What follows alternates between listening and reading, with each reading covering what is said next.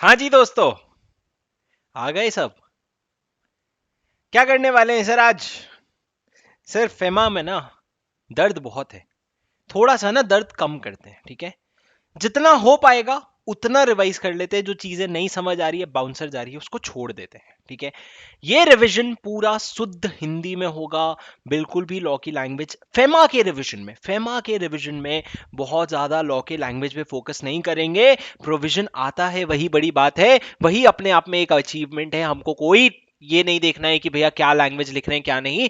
छोड़ने से तो अच्छा है कि हम थोड़ा बहुत रिवाइज कर लें। पूरी कोशिश रहेगी कि 1 घंटे में आराम से रिवीजन हो जाए। पर मेरा ये रिक्वेस्ट है कि अगर आपने फेमा नहीं देखा है, नहीं पढ़ा है, तो ये रिवीजन से शायद आपको इनकम्प्लीटनेस की फीलिंग आए। तो अगर आपने पढ़ लिया है तो कोई टेंशन नहीं है, बिंदास देखो। लेकिन ये मत सोचना कि आपको पूरा फेमा ये पढ़ के आ जाएगा। पर हाँ, ये गारंटी जरूर है कि ये वीडियो उस पॉइंट ऑफ व्यू से बन रहा है कि अगर आप एग्जाम के पहले अगर आप देखना चाहो तो बस इतना देख करके आप जा सकते हो। सर ऐसा नहीं बोल रहा हूं इसमें से आएगा, लेकिन मैं बोल रहा हूं छोड़ने से तो अच्छा ये है। छोड़ने से तो अच्छा ये है कि भैया 1 घंटा ये देख करके चले जाएं। और सर, जो लाइव में बैठे हो नलायको, थोड़ा सा ना फेमा है, ठीक है? तो तुम लोग के दिमाग में भी घुसने दो और मेरे भी दिमाग से बाहर आने दो। तो मेरे साथ सुनते रहो, ठीक है? दिव्या, शशि, सुनो। चलो sir, chapter foreign exchange management act, सीधा। ओहो, ये नहीं होना था। आ जाओ सर सीधा। सबसे पहले एफसीआरए और फेमा में डिफरेंस क्या है? एफसीआरए बहुत स्ट्रिक्ट था, फेमा बहुत लाइट है। एफसीआरए में हमारा हमारा ऑब्जेक्टिव था कंजर्व करेंगे फॉरेन एक्सचेंज। यहाँ पे हमारा ऑब्जेक्टिव है कि हम प्रिजर्व करें, हम ना प्रमोट करेंगे और डेवलप करेंगे फॉरेन एक्सचेंज। वहां पे जो पर्सन रेसिडेंट इन इंडिया का डेफिनेशन होता था वो स्टे के बेसिस पे होता था। यहाँ पे जो पीआरआई का डेफिनेशन है वो बेस्ड ऑन वहां पे सिटीजनशिप पे होता था, यहाँ पे स्टे पे है। वो बहुत स्ट्रिक्ट था, ये इतना स्ट्रिक्ट नहीं है। वहां पे मेंस रिया होता था, मतलब क्या, अगर तुमने गलत किया मतलब तुम्हारा इंटेंशन था गलत करने का, फ्रॉड करने का। यहाँ पे हम तुमको मौका देंगे कि भैया शायद मेंस रिया नहीं है, शायद तुम्हारे से गलती हो गई।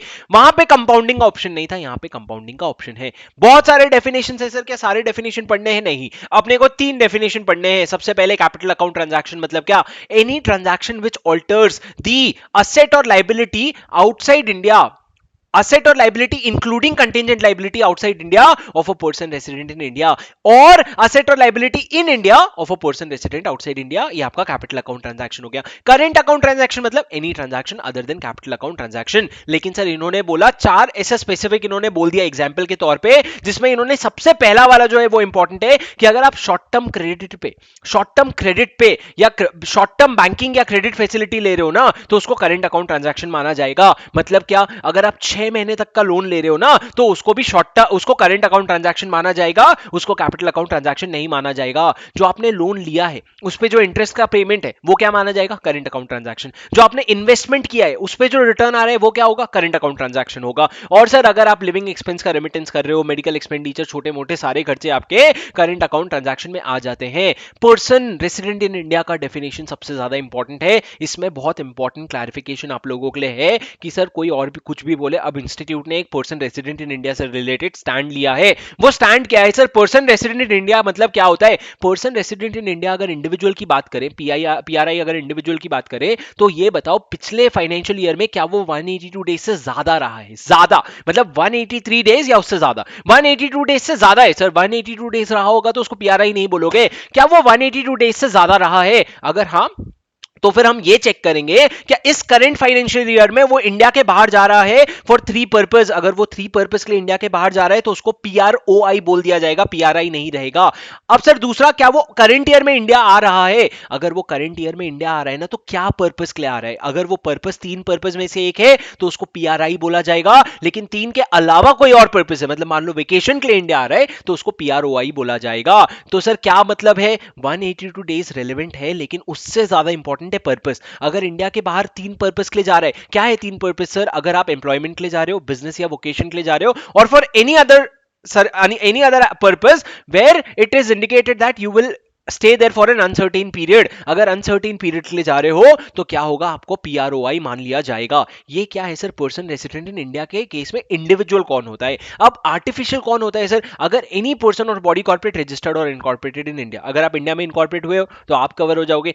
एनी ब्रांचेस ऑफिस और एजेंसी इन इंडिया ओन्ड और controlled by a person resident outside India, बाहर के बंदे का इंडिया में कोई ब्रांच या एजेंसी, या फिर इंडिया के बंदे का इंडिया के बाहर कोई ब्रांच या एजेंसी, ये सारे जो है पर्सन रेसिडेंट इन इंडिया के डेफिनेशन में आ जाएंगे। अपन ने एक क्वेश्चन देखा था कि सिंगापुर की एक कंपनी का ब्रांच इंडिया में है, इंडिया का वो ब्रांच का एक और हेड, एक दुबई में एक और ब्रांच है, मतलब क्या जो दुबई में ब्रांच है उसको इंडिया का ब्रांच कंट्रोल करता है, तो वो जो ब्रांच है ना सर दुबई की, it is controlled by a person resident in India, और इसलिए उसको पर्सन रेसिडेंट इन इंडिया माना जाएगा। तो सर इंडिविजुअल भी हो सकता है, ब्रांच और ऑफिस भी हो सकती है। सर क्या सिटीजनशिप रेलेवेंट है ये देखने के लिए, पीआरआई नहीं, सिटीजनशिप रेलेवेंट नहीं है। सर क्या रेसिडेंशियल स्टेटस एक साल का होगा कि एक पर्टिकुलर पीरियड का होगा, रेसिडेंशियल स्टेटस जो है एक पर्टिकुलर पीरियड का होगा, साल में अलग अलग रेसिडेंशियल स्टेटस हो सकते हैं अनलाइक फेमा। सेक्शन 3 और सेक्शन 4 क्या कहते हैं सर, सेक्शन 3 कहता है डील मत करना, सेक्शन 4 कहता है होल्ड मत करना। सेक्शन 3 कहता है कि तू मत डील करना फॉरेन एक्सचेंज में, मत डील करना फॉरेन एक्सचेंज में except with the prior approval of RBI. उसके अलावा सर कुछ चीजें वो मना करता है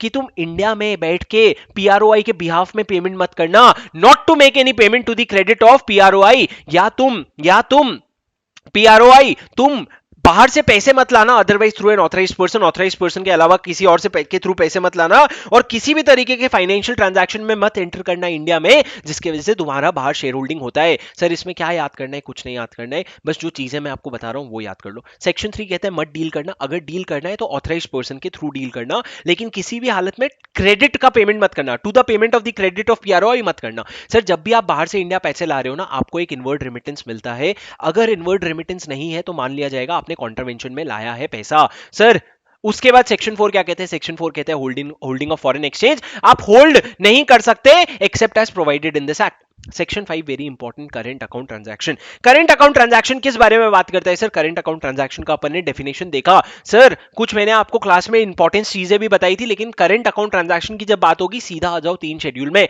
हमको पढ़ना है foreign exchange management current account transaction rules 2000। उस रूल्स के सर 3 शेड्यूल है, शेड्यूल 1, शेड्यूल 2, शेड्यूल 3, उससे ज्यादा कुछ नहीं याद करना है। शेड्यूल 1 क्या है सर, कुछ चीजें जो प्रोहिबिटेड है, कुछ चीजें जो प्रोहिबिटेड है किसी भी हालत में नहीं कर सकते।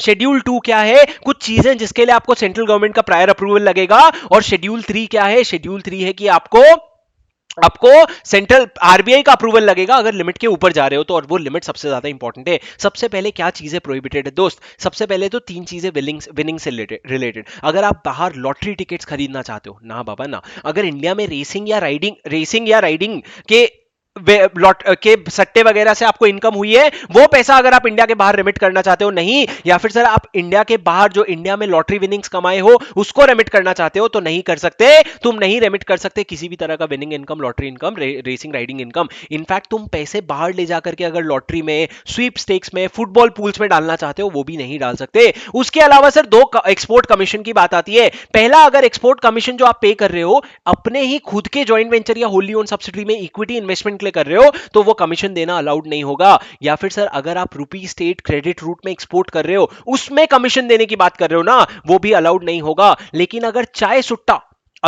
सुट्टा का एक्सपोर्ट कर रहे हो ना तो आप इनवॉइस वैल्यू के 10% तक का क्या दे सकते हो, कमीशन दे सकते हो, वरना बाकी सब प्रोहिबिटेड है। सर जो कॉल बैक सर्विस होता है अमेजॉन का, उसके लिए कोई पेमेंट नहीं कर सकते आप। इंटरेस्ट इनकम जो है उसका रेमिटेंस नहीं कर सकते। कौन सा इंटरेस्ट इनकम सर, जो आप नॉन रेसिडेंट स्पेशल रुपी अकाउंट में होल्ड करते हो, नॉन रेसिडेंट स्पेशल रुपी अकाउंट एक अकाउंट है जिसमें होल्ड करते हो, इंटरेस्ट इनकम आता है, उसको रेमिट नहीं कर सकते। और अगर आप पे डिविडेंड बैलेंसिंग का प्रोविजन एप्लीकेबल है ना तो आप डिविडेंड का भी पेमेंट नहीं कर सकते। ये सारी चीजें प्रोहिबिटेड है, कोई भी लिमिट नहीं है, प्रोहिबिटेड है। अब सर शेड्यूल 2 जो है वो ये बताता है सेंट्रल गवर्नमेंट का अप्रूवल कहां पे लगेगा।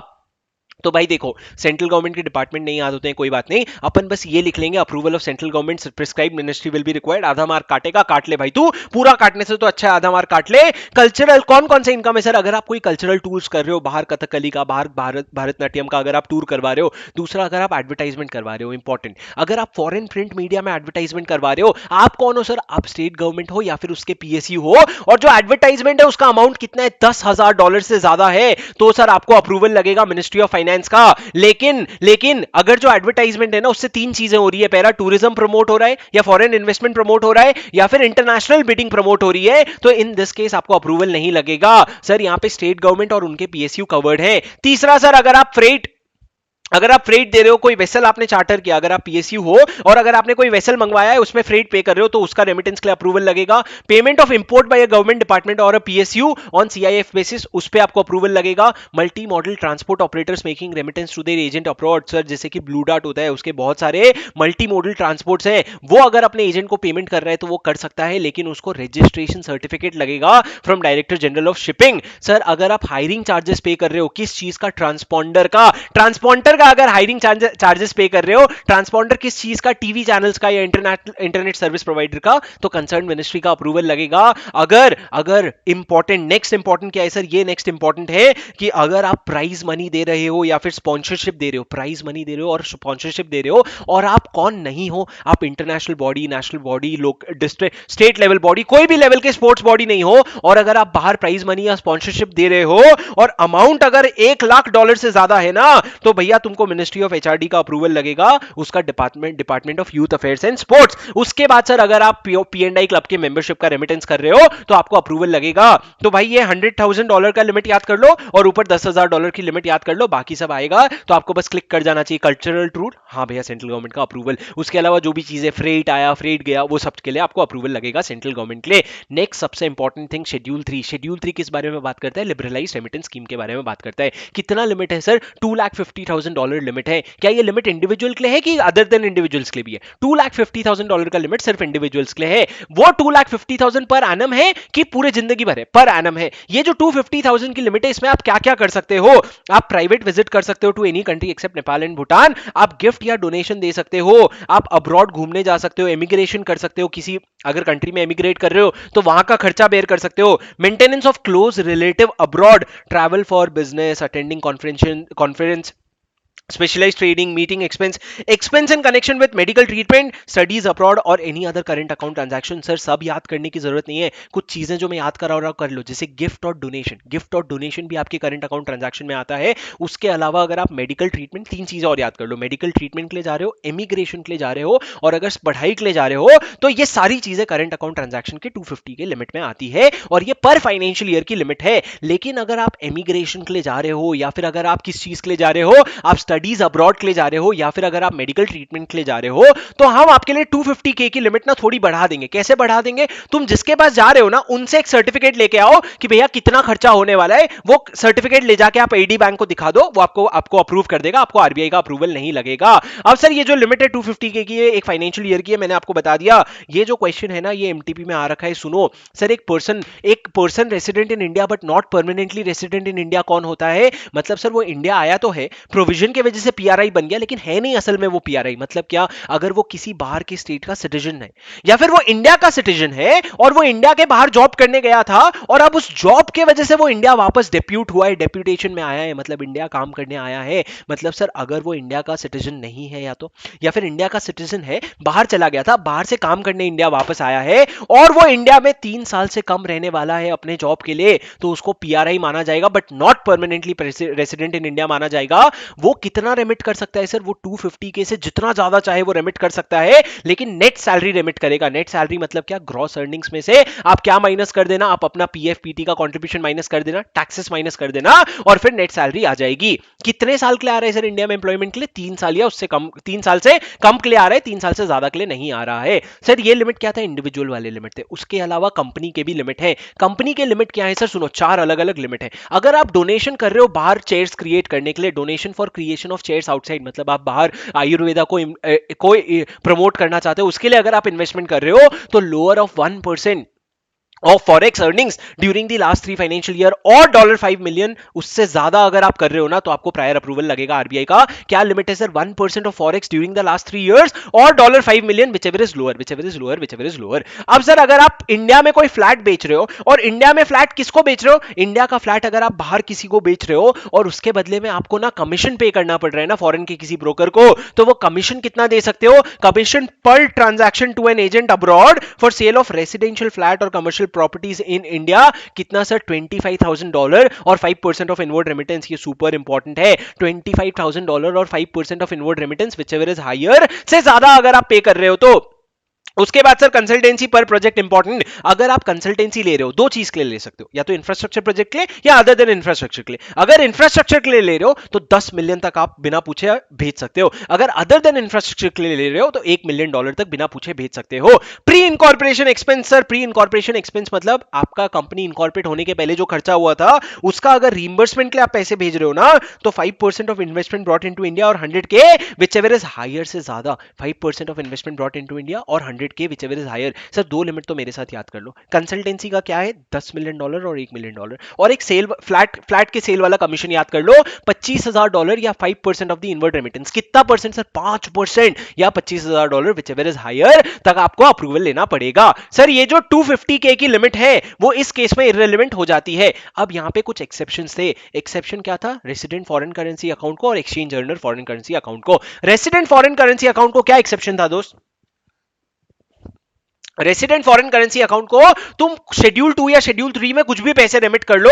अगर आप रेसिडेंट फॉरेन करेंसी अकाउंट से रेमिट कर रहे हो हमको कोई प्रॉब्लम नहीं है। सिमिलरली अगर आप exchange earner foreign currency account से भी रेमिट कर रहे हो ना, हमको कोई प्रॉब्लम नहीं है। लेकिन 3 एक्सेप्शन है सर EEFC के, कि ये 3 ट्रांजैक्शन अगर कर रहे हो तो EEFC वाला आपको एक्सेप्शन नहीं मिलेगा। कौन से 3 ट्रांजैक्शन सर? अगर आप P&I क्लब का मेंबरशिप भेज रहे हो, या फिर अगर आप कमीशन पे कर रहे हो। कमीशन किस चीज पे? फ्लैट के सेल पे, या फिर आप प्री इनकॉर्पोरेशन एक्सपेंस पे कर रहे हो। ये तीनों खर्चे में से कुछ भी खर्चा कर रहे हो तो क्या होगा भाई? तो क्या होगा? तो आपको ना वो बेनिफिट नहीं मिलेगा EEFC का। Approval for transaction under schedule 2 shall not be required अगर आप EEFC से भेज रहे हो, लेकिन उसमें 3 एक्सेप्शन है। उसमें जो है 3 एक्सेप्शन है। Next, import of goods and services sir. अब आ जा, अच्छा एक और चीज, इंटरनेशनल क्रेडिट कार्ड। अगर आप इंडिया के बाहर विजिट पे हो, इंडिया के बाहर घूमने गए हो और अगर आप इंटरनेशनल क्रेडिट कार्ड से खर्चा कर रहे हो ना, तो वो भी कर सकते हो, कोई इशू नहीं है। हम आप पे अप्रूवल नहीं लगाएंगे। अप्रूवल बेसिकली इनडायरेक्टली कार्ड के लिमिट पे लग जाएगा। ठीक है, एंड ऑफ दिस।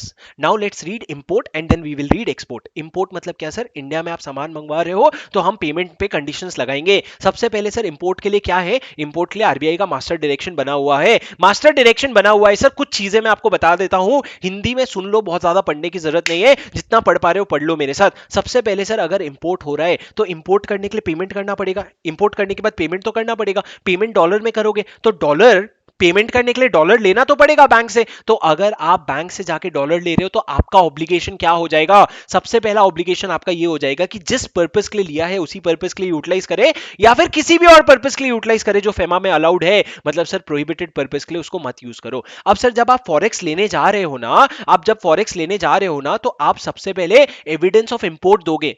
जब आप फॉरेन करेंसी खरीदने जा रहे हो तो आप एविडेंस ऑफ इंपोर्ट दोगे। एविडेंस ऑफ इंपोर्ट क्या होता है सर? एक आईडीपीएमएस पोर्टल है, उस आईडीपीएमएस पोर्टल में आपने जो डेटा एंटर करवाया होगा वो दे दो, या फिर सर उसके अलावा पोस्टल अप्रेजल फॉर्म या कस्टम असेसमेंट सर्टिफिकेट, ये तीनों में से कुछ भी आप एज एन एविडेंस दे सकते हो।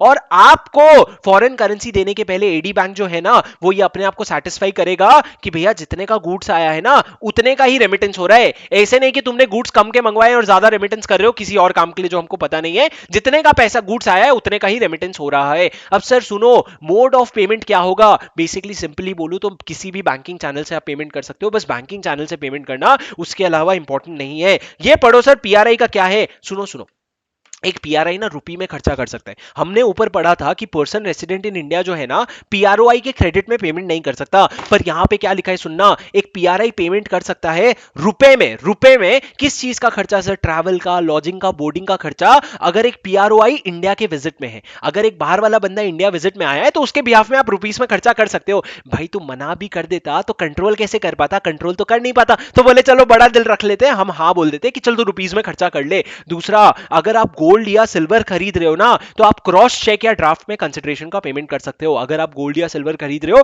तो क्रॉस चेक या ड्राफ्ट में पेमेंट कर सकते हो। तीसरा, अगर एक कंपनी है, हाँ मोनिका ऋषभ भैया सुनो, अगर एक कंपनी है या फिर एक पर्सन रेसिडेंट इन इंडिया है, उसका सुनो वो भी रुपीस में पेमेंट कर सकता है। किसको? उसके एक नॉन होल टाइम डायरेक्टर को। अगर कोई बाहर का बंदा, कोई पीआरओआई है जो हमारा नॉन होल टाइम डायरेक्टर है और वो इंडिया विजिट पे आया है, तो उसके खर्चे के लिए हम उसको रुपीस में पेमेंट कर सकते हैं, लेकिन प्रोवाइडेड दैट वो एलिजिबल है। किस चीज के लिए एलिजिबल है सर? सिटिंग फीस के लिए और रेम्यूनरेशन के लिए, इन सब चीजों के लिए एलिजिबल है। अब सर सबसे इंपॉर्टेंट प्रोविजन सुनो, सबसे इंपॉर्टेंट प्रोविजन, इंपोर्ट का टाइम लिमिट क्या होगा सर? इंपोर्ट का टाइम लिमिट मतलब क्या? जब इंपोर्ट हो गया तो कितने समय में पेमेंट करना पड़ेगा? कितने समय में सर? एक बार मेरे साथ बोलो जुबान केसरी, 6 महीने from the date of shipment, जिस दिन शिपमेंट आया उसके 6 महीने के अंदर पेमेंट कर देना। अनलेस सर आप ना गुड्स किसी गारंटी के लिए, डिस्प्यूट के लिए, किसी और कारण से होल्ड कर रहे हो तो 6 महीने के अंदर पेमेंट कर देना। लेकिन सर एक डेफर्ड पेमेंट अरेंजमेंट नाम की भी चीज होती है कि वो मेरे को आज गुड्स भेज रहे हैं, मैं 2-3 साल बाद पेमेंट करूंगा। तो अगर डेफर्ड पेमेंट अरेंजमेंट हो रहा है ना, डेफर्ड पेमेंट अरेंजमेंट हो रहा है ना, तो ठीक है, हम उसको ट्रेड क्रेडिट मानेंगे और उसके प्रोविजन अलग है, उसका हमको कोई टेंशन नहीं लेना है। पर सर सुनो, 6 महीने के अंदर पेमेंट कर देना। पर सर अगर 6 महीने के अंदर पेमेंट नहीं कर पाया तो 6 महीने के अंदर पेमेंट नहीं कर पाया ना, तो तेको 3 साल तक का इंटरेस्ट देने मिलेगा from the date of shipment. अगर 1 जनवरी 2022 को तुमने इंपोर्ट किया है तो तुम 3 साल तक, मतलब 31 दिसंबर 2024 तक का इंटरेस्ट पे कर सकते हो। लोन कब तक, टेक्निकली पेमेंट कब तक कर देना चाहिए सर? विद इन 3 मंथ्स, मतलब 30 जून 2022। लेकिन सर अगर नहीं पे कर पाया, इंटरेस्ट भर रहे हो, तो मैक्सिमम 3 साल का इंटरेस्ट भरोगे। 3 साल कब से शुरू हो रहा है दोस्त? From the date of shipment. अब सर ये जो रीपे करने का समय है, क्या इसका एक्सटेंशन मिल सकता है? बिल्कुल एक्सटेंशन मिल सकता है। एक्सटेंशन कौन देगा? ऑथराइज डीलर देगा, आरबीआई नहीं, ऑथराइज डीलर 1 देगा। और ऑथराइज डीलर जो एक्सटेंशन देगा, कितना एक्सटेंशन देगा? 6-6 महीने करके एक्सटेंशन देगा।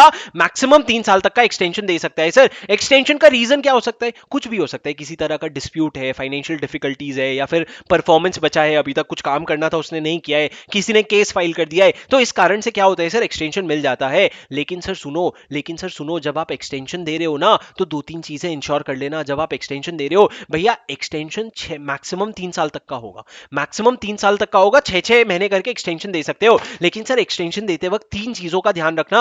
कौन सी 3 चीजों का सर? सबसे एक्चुअली 2 चीजों का ध्यान रखना। सबसे पहली क्या चीज है? जिसका एक्सटेंशन कर रहे हो ना, उसके उस ट्रांजैक्शन का कोई इन्वेस्टिगेशन तो नहीं चल रहा है ना, कि concerned import transaction is not under investigation. दूसरा, अगर आप 1 साल के बियॉन्ड एक्सटेंशन दे रहे हो, while considering extension beyond 1 year from the date of shipment, मतलब सर फर्स्ट एक्सटेंशन के बाद ही अगर कोई एक्सटेंशन दे रहे हो, तो total outstanding of importer should be less then lower of $1 million और 10% of average import remittance during the 2 financial year. पिछले 2 फाइनेंशियल ईयर में तुमने जितना इंपोर्ट से रिलेटेड रेमिटेंस किया है, उसका एवरेज का 10% या फिर $1 million which ever is lower से कम होना चाहिए। सर ऐसे नहीं याद होगा, एक बार मेरे साथ याद करो। क्या है लिमिट? $1 million और 10%। 10% किस चीज का? Average import remittance. कब का सर? पिछले 2 फाइनेंशियल ईयर का। 10% of average import remittance of last 2 financial year, और $1 million which ever is lower से लेस का अगर क्या है, अगर लेस का अगर आपका आउटस्टैंडिंग है, तो भैया एक्सटेंशन मिल जाएगा, वरना एक्सटेंशन नहीं मिलेगा। उसके बाद सर आपको रिपोर्ट देना पड़ेगा। अब सर बात करते हैं फॉरेन करेंसी के इंपोर्ट की या इंडियन करेंसी के इंपोर्ट की। अभी जब फॉरेन करेंसी की बात आती है ना, तो या तो इंडिया भिजवाया जा सकता है या फिर आप खुद लेकर के आ सकते हो। तो एक पर्सन ना सर इंडिया भेज सकता है बिना किसी लिमिट के कोई भी अमाउंट ऑफ फॉरेन करेंसी। लेकिन 3 चीज मत भेजना भाई, तू करेंसी नोट मत भेजना, बैंक नोट्स मत भेजना और ट्रैवलर चेक मत भेजना। क्या मत भेजना? तू करेंसी नोट्स मत भेजना, बैंक चेक नोट्स मत भेजना और ट्रैवलर चेक, मतलब सर कैश में मत देना। एक तरीके से क्या क्या 3 नाम में? करेंसी नोट, बैंक नोट और ट्रैवलर चेक, ये तीनों मत भेजना। उसके अलावा मेरी बात सुनो, आप ये तो भेजने की बात होगी, आप खुद भी लेके आ सकते हो बिना लिमिट के, कुछ भी अमाउंट लेके आ सकते हो। बस अनइशूड नोट्स मत लेके आना, अनइशूड नोट्स मत लेके आना। और जब लेके आओगे ना, तो कस्टम डिक्लेरेशन फॉर्म भर देना। कस्टम डिक्लेरेशन फॉर्म भरना होता है क्या लेके आया, कैसे लेके आया, वो बस भर देना। लेकिन कस्टम डिक्लेरेशन फॉर्म नहीं भरना पड़ेगा अगर दोनों कंडीशन मीट होती है। पहला, कि आपके पास जो करेंसी नोट, बैंक नोट और ट्रैवलर चेक है वो $10,000 से कम है, और एंड जो आपके पास करेंसी नोट्स है ना, करेंसी नोट्स है वो $5,000 से कम है। ये दोनों लिमिट चेक करना पड़ेगा। ये दोनों कंडीशन अगर सेटिस्फाई होती है, तो भैया आपको कस्टमर डिक्लेरेशन फॉर्म नहीं भरना पड़ेगा, कस्टम डिक्लेरेशन फॉर्म। उसके अलावा पैसे तो आप ला सकते हो, कस्टम डिक्लेरेशन फॉर्म नहीं भरना पड़ेगा। तो सर क्या प्रोविजन है? जितना चाहे उतना पैसा ला सकते हो। कोशिश करना बैंक नोट, करेंसी नोट्स और ट्रैवलर चेक ना लाओ। और अगर खुद लेके आ रहे हो ना, तो अनइशूड नोट्स बिल्कुल भी मत लेके आना। अनइशूड नोट्स मतलब क्या सर? जो बाहर इशू होके बंद हो गया है या फिर इशू ही नहीं हुआ है अभी तक। ये तो फॉरेन करेंसी की बात हो रही है। क्या आप इंडियन रुपीज ला सकते हो? हाँ भैया, इंडियन रुपीज किसकी बात करेंगे? पर्सन रेसिडेंट इन इंडिया की। तो अगर एक बंदा, इंडियन बंदा बाहर गया है ना टेम्पररी विजिट के लिए, और अगर वो इंडिया वापस आ रहा है ना, तो वो 25,000 रुपए तक, कितना 25,000 रुपए तक क्या ला सकता है? इंडियन करेंसी ला सकता है। लेकिन सर अगर आप नेपाल और भूटान गए हो ना, तो आप जितने पैसे चाहो उतना ला सकते हो, लेकिन डिनोमिनेशन 100 रुपए से कम होना चाहिए। 100 रुपए से कम का डिनोमिनेशन होना चाहिए, वरना 25,000 की लिमिट है। समझा सर? उसके अलावा गारंटी की बात करते हैं, ऑथराइज डीलर जो है, ऑथराइज डीलर कौन, ऑथराइज डीलर जो है वो गारंटी इशू कर सकता है। सर आप इंपोर्ट कर रहे हो गुड्स का या इंपोर्ट कर रहे हो सर्विसेज का या किसी भी तरह का आपका डेट लाइबिलिटी या ऑब्लिगेशन हो रहा है ना, तो ऑथराइज डीलर आपके बिहाफ में गारंटी दे सकता है। लेकिन सर एक चीज ध्यान रखना, अगर आप सर्विस इंपोर्ट कर रहे हो और गारंटी दे रहा है ना, तो गारंटी में एक लिमिट है। क्या लिमिट है? डिपेंड करता है इंपोर्टर कौन है। अगर इंपोर्टर अदर देन पीएसयू या डिपार्टमेंट ऑफ स्टेट गवर्नमेंट या डिपार्टमेंट ऑफ सेंट्रल गवर्नमेंट है, तो 500 के तक का आपकी लिमिट है, उससे ज्यादा आप अप्रूव गारंटी नहीं दे सकते। लेकिन अगर PSU department of state government या सेंट्रल गवर्नमेंट है ना, तो 100 डॉलर्स की लिमिट है। लेकिन अगर उसके ऊपर आपको देना है तो आपको मिनिस्ट्री ऑफ फाइनेंस का अप्रूवल लगेगा। सर हम क्या पढ़ रहे हैं, इंपोर्ट ऑफ सर्विसेज में गारंटी देने की बात कर रहे हैं। गारंटी कब दे सकते हो? कभी भी दे सकते हो, लेकिन एक लिमिट है कि अगर आप पीएसयू या सेंट्रल गवर्नमेंट या स्टेट गवर्नमेंट के डिपार्टमेंट के अलावा किसी और के लिए गारंटी दे रहे हो ना, 500 के मैक्सिमम है। लेकिन अगर आप पीएसयू सेंट्रल गवर्नमेंट या स्टेट गवर्नमेंट के डिपार्टमेंट के लिए अगर ये दे रहे हो ना गारंटी, तो 100 के मैक्सिमम है। उसके ऊपर देना है ना, दे सकता है, लेकिन मिनिस्ट्री ऑफ फाइनेंस का अप्रूवल ले लेना। उसके अलावा सर कॉर्पोरेट गारंटीज भी इशू करने का परमिशन दे सकता है। ऑथराइज डीलर बोलेगा भैया तुम ना कॉर्पोरेट गारंटी इशू कर लो, हमको कोई प्रॉब्लम नहीं है। सर करंट अकाउंट ट्रांजैक्शन में अपना इंपोर्ट हो गया, एक्सपोर्ट चलो आगे पढ़ लेंगे, सीक्वेंस में ही जाते हैं। कैपिटल अकाउंट ट्रांजैक्शन क्या है वो पढ़ लेते हैं। कैपिटल अकाउंट ट्रांजैक्शन क्या होता है? सर कैपिटल अकाउंट ट्रांजैक्शन का डेफिनेशन अपन ने देखा, असेट्स या लायबिलिटी का पोजीशन ऑल्टर करता है। सर ये जो कैपिटल अकाउंट ट्रांजैक्शन में मैंने आपको ये जो सेकंड पॉइंट है ना, उसका पूरा समरी एक लाइन में बताया था कि कोई डेट इंस्ट्रूमेंट्स अगर होता है तो उसको आरबीआई मॉनिटर करता है, और अगर नॉन डेट इंस्ट्रूमेंट मतलब क्या, अगर इक्विटी इंस्ट्रूमेंट्स वगैरह होते हैं तो उसको सेंट्रल गवर्नमेंट मॉनिटर करता है। कौन मॉनिटर करता है? सेंट्रल गवर्नमेंट मॉनिटर करता है। तो ये जो ऑथर्स नोट है ना सर, आप चाहो तो काट सकते हो, ऑथर्स नोट काट सकते हो, और सर ऊपर आप मॉनिटर करोगे। अब मेरे को एक बात बताओ सर, सेक्शन 3 और सबसेक्शन, पहले सबसेक्शन 4 और सबसेक्शन 5 सुनो सर। सबसेक्शन 4 क्या कहता है? एक बंदा, इंडिया का जो बंदा है वो 3 चीजें होल्ड ओन ट्रांसफर कर सकता है। कौन सी 3 चीजें होल्ड और ट्रांसफर इन्वेस्ट कर सकता है? फॉरेन करेंसी, फॉरेन सिक्योरिटी और immovable property outside India. Foreign currency, foreign security, immovable property outside India, provided that या तो उसने तब अक्वायर किया हो जब वो पीआरओआई था, या फिर उसने किसी पीआरओआई से इनहेरिट किया है। सर आप ना 3 चीजें बाहर, फॉरेन करेंसी, फॉरेन सिक्योरिटी और immovable property outside India, hold own transfer invest कर सकते हो। 2 कंडीशन मीट होनी चाहिए, या तो आपने अक्वायर किया था जब आप पीआरओआई थे, या फिर आपने किसी पीआरओआई से क्या किया है, उसको इनहेरिट किया है। सिमिलरली एक बाहर वाला बंदा पीआरओआई जो है, इंडियन करेंसी, इंडियन सिक्योरिटी या इमूवेबल प्रॉपर्टी इन इंडिया में इन्वेस्ट कर सकता है, इमूवेबल प्रॉपर्टी इन इंडिया में इन्वेस्ट कर सकता है। लेकिन सर क्या प्रोविजन है कि या तो जब आप पीआरआई थे तब आपने अक्वायर किया था, या फिर आप किसी और पीआरआई से इनहेरिट कर रहे हो तब आप कर सकते हो। इसको छोड़ दो और इसको भी छोड़ दो। सर ये तो काट ही दो, ये मतलब कोर्स में नहीं है, इसको मैं मतलब छोड़ नहीं बोल रहा हूं, इसको काट दो, ऊपर वाले को छोड़ दो। तो सर अभी तक मैंने क्या बोला आपको? करंट अकाउंट ट्रांजैक्शन, पहले डेफिनेशन बोला, फिर मैंने बोला आरबीआई डेट इंस्ट्रूमेंट रेगुलेट करता है, central government non debt instrument regulate करते हैं। पीआरआई बाहर की प्रॉपर्टी होल्ड कर सकता है सब्जेक्ट टू, मतलब प्रोवाइडेड दैट या तो उसने बाहर जब था वो अक्वायर किया था, या उसने क्या किया था, बाहर जब था या तो अक्वायर किया था, या फिर उसने इनहेरिट किया है। सिमिलरली बाहर का बंदा इंडिया में प्रॉपर्टी होल्ड कर सकता है अगर उसने जब इंडियन था तब अक्वायर किया था, या फिर इनहेरिट किया था। उसके बाद सर कैपिटल अकाउंट ट्रांजैक्शन में भी 3 स्पेसिफिक 2 शेड्यूल्स हैं और कुछ चीजें हैं। सबसे पहले मैं आपको बता देता हूं, कोई 2 ऐसी चीज हैं जिसमें ना कैपिटल अकाउंट ट्रांजैक्शन आप कभी भी रिस्ट्रिक्ट नहीं कर सकते। यहां पे 2 ऐसी चीजें हैं जिसपे आप कैपिटल अकाउंट ट्रांजैक्शन कभी भी प्रोहिबिट नहीं कर सकते। सर ना आरबीआई ना सेंट्रल गवर्नमेंट इंपोज कर सकता है रिस्ट्रिक्शन। कौन सा? पहला, payment due on account of amortisation of loans और रीपेमेंट ऑफ लोन्स, और depreciation of direct investment in ordinary course of business. मतलब सर आपने कोई लोन ले रखा है, उसका रीपेमेंट है, तो रीपेमेंट में रेस्ट्रिक्शन नहीं लगा सकता भाई, लोन ले रखा है तो रीपे करना पड़ेगा।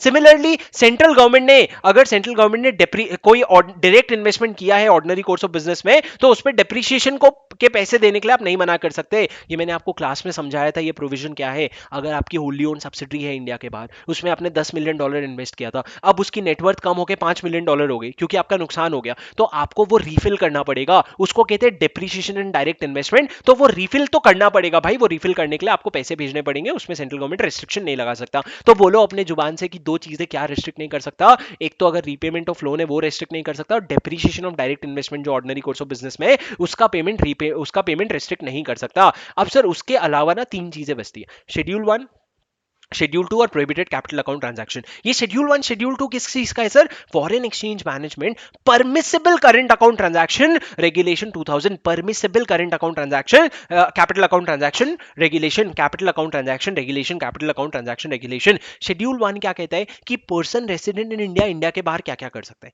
शेड्यूल 2 क्या कहता है कि बाहर का बंदा इंडिया में क्या क्या कर सकता है, और सर अलग से प्रोहिबिटेड कैपिटल अकाउंट ट्रांजैक्शन है। अगर आप मेरे को पूछोगे सर पीआरआई बाहर जाके क्या क्या कर सकता है, तो मेरी बात सुनना, स्क्रीन पे मत देखो, मेरी तरफ देखो, मेरी आंखों में देखा कर जब मैं बात करता हूं, मैं वो लौंडा हूं जो तेरे साथ पढ़ता हूं। सुनो सर, सुनो सुनो सुनो सर, सुनो। शेड्यूल 1 शेड्यूल 2, शेड्यूल 1 में मैं ये बोल रहा हूं पीआरआई बाहर जाके क्या क्या कर सकता है। पीआरआई फॉरेन सिक्योरिटी में इन्वेस्टमेंट कर सकता है।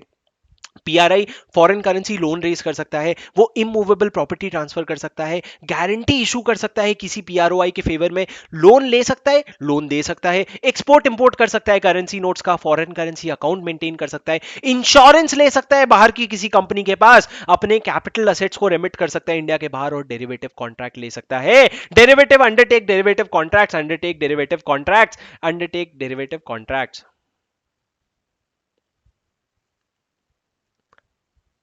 सुनो सुनो सुनो सुनो सुनो सुनो सुनो सुनो सर, सुनो, तुम लोग की पिटाई होगी मेरे से, ठीक है? सुनो, पढ़ाते वक्त नहीं छेड़ो। सुनो ना दोस्तों, सुनो ना, सुनो प्लीज। सर पर्सन रेसिडेंट, और जब ना फेमा होता है ना, तब मजाक नहीं होना चाहिए। सर आप तो बोरिंग टीचर हो, फेमा के वक्त तो भी मजाक मजाक में पढ़े, मजाक मजाक में ना लग जाते हैं फिर। तो सुन लो मेरी बात।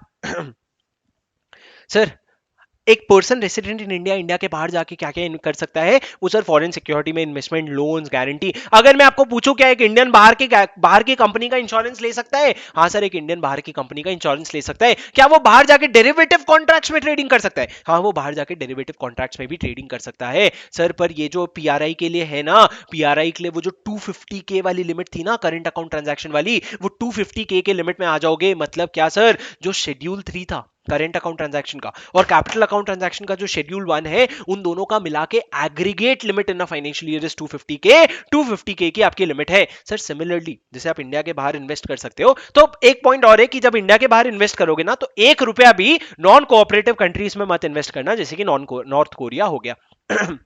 अब सर सुनो, परमिसेबल ट्रांजैक्शन ऑफ पीआरओआई, मतलब सर पीआरओआई इंडिया में आके क्या इन्वेस्टमेंट कर सकता है? पीआरओआई जो है ना, पीआरओआई वो इंडिया में आके क्या इन्वेस्टमेंट कर सकता है? वो किसी भी तरह का सर फॉरेन सिक्योरिटी में इन्वेस्टमेंट कर सकता है, लोन दे सकता है, ट्रांस इमूवेबल प्रॉपर्टी अक्वायर कर सकता है, ट्रांसफर कर सकता है, फॉरेन करेंसी अकाउंट खोल सकता है, डेरिवेटिव कॉन्ट्रैक्ट कर सकता है, सब कर सकता है सर। पर क्या वो इंडिया की इंश्योरेंस कंपनी से इंश्योरेंस ले सकता है? ना ना बाबा, ना ना, इंश्योरेंस कंपनी से इंश्योरेंस नहीं लेने देंगे। उसके अलावा लगभग सारी चीजें सिमिलर है सर। अब इंपॉर्टेंट आता है प्रोहिबिटेड क्या है कैपिटल अकाउंट ट्रांजैक्शन, तो प्लीज मेरे साथ याद कर लो, CANTRF, सी चिट फंड। कोई भी ऐसे बिजनेस में मत इन्वेस्ट करना जो इन काम में इन्वॉल्व है। कौन सा? Chit fund. ए बोलो ना सर, एग्रीकल्चरल एक्टिविटी और plantation activity. N Nidhi company. T transfer of trading in transferable development rights.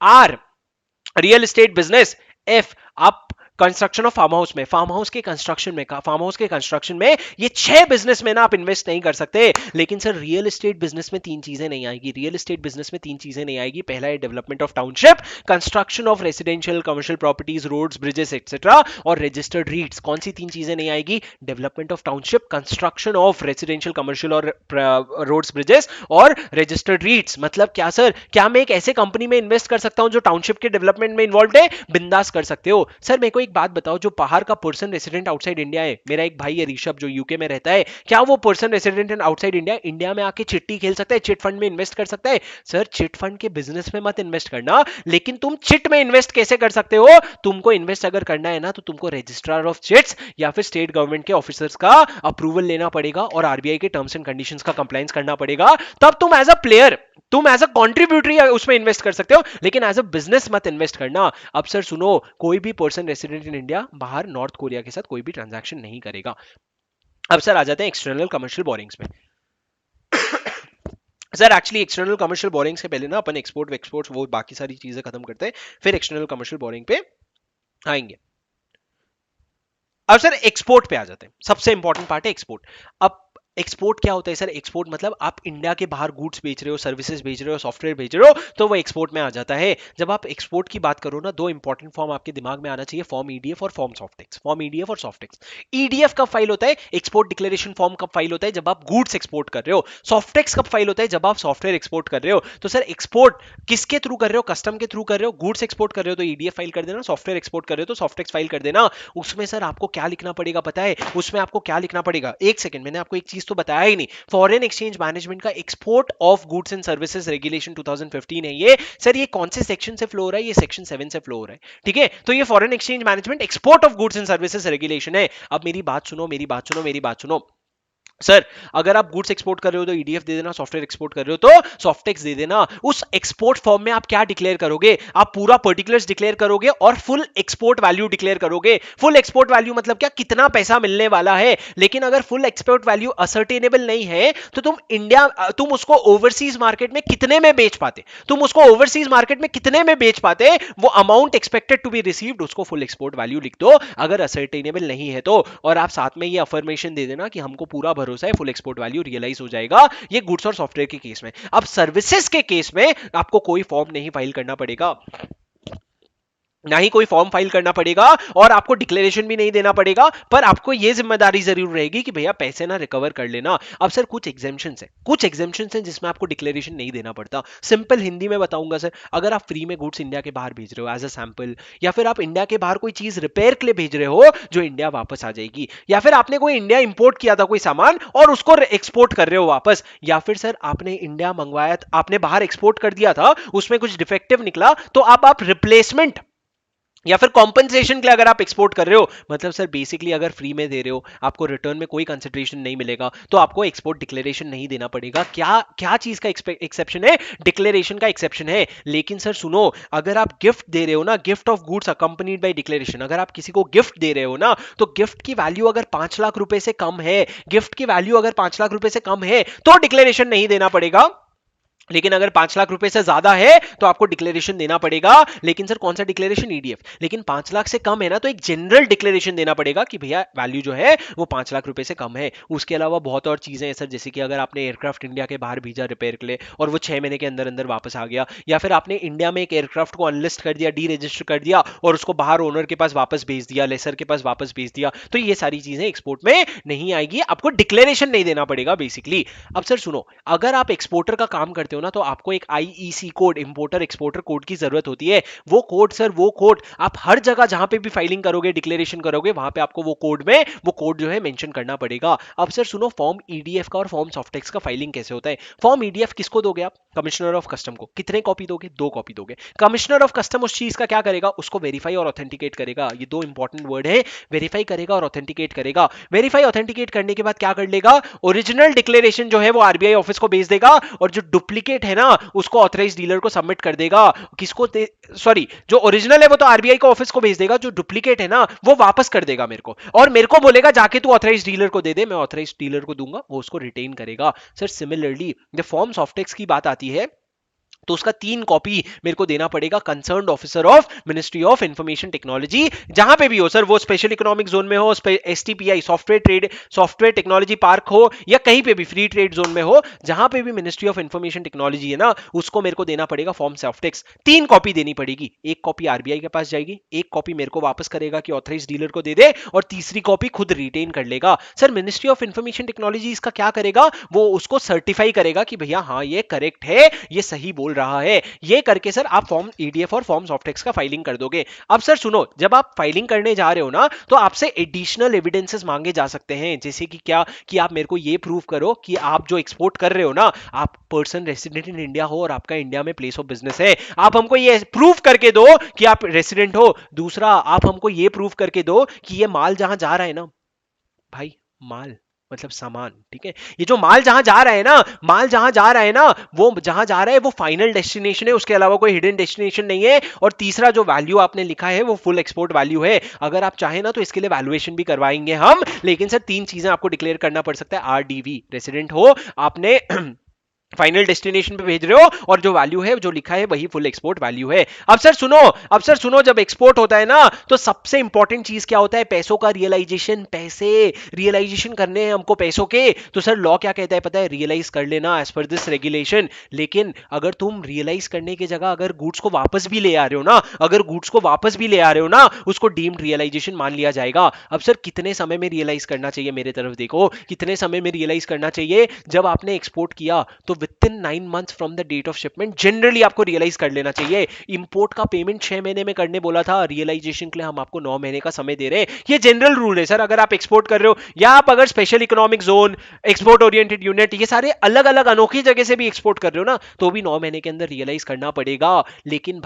लेकिन भाई अगर आपका इंडिया के बाहर कोई वेयर हाउस है, इंडिया के बाहर अगर आपका कोई वेयर हाउस है और उस वेयर हाउस को आपने आरबीआई के परमिशन से बैठाया है और आप एक्सपोर्ट नहीं कर रहे हो, आप बेसिकली माल ट्रांसफर कर रहे हो आपके वेयर हाउस को, वो वहां से बेच देगा, तो in that case you will get a time period of 15 months from the date of shipment to recover that amount. कितना दिन सर? 15 महीना from the date of shipment. 15 महीना from the date of shipment. Did I say 9 months from the date of shipment? Did I say 9 months from the date of shipment? I was wrong. 9 months from the date of export है sir, 15 month from the date of shipment है, 9 months from the date of export, 15 months from the date of shipment.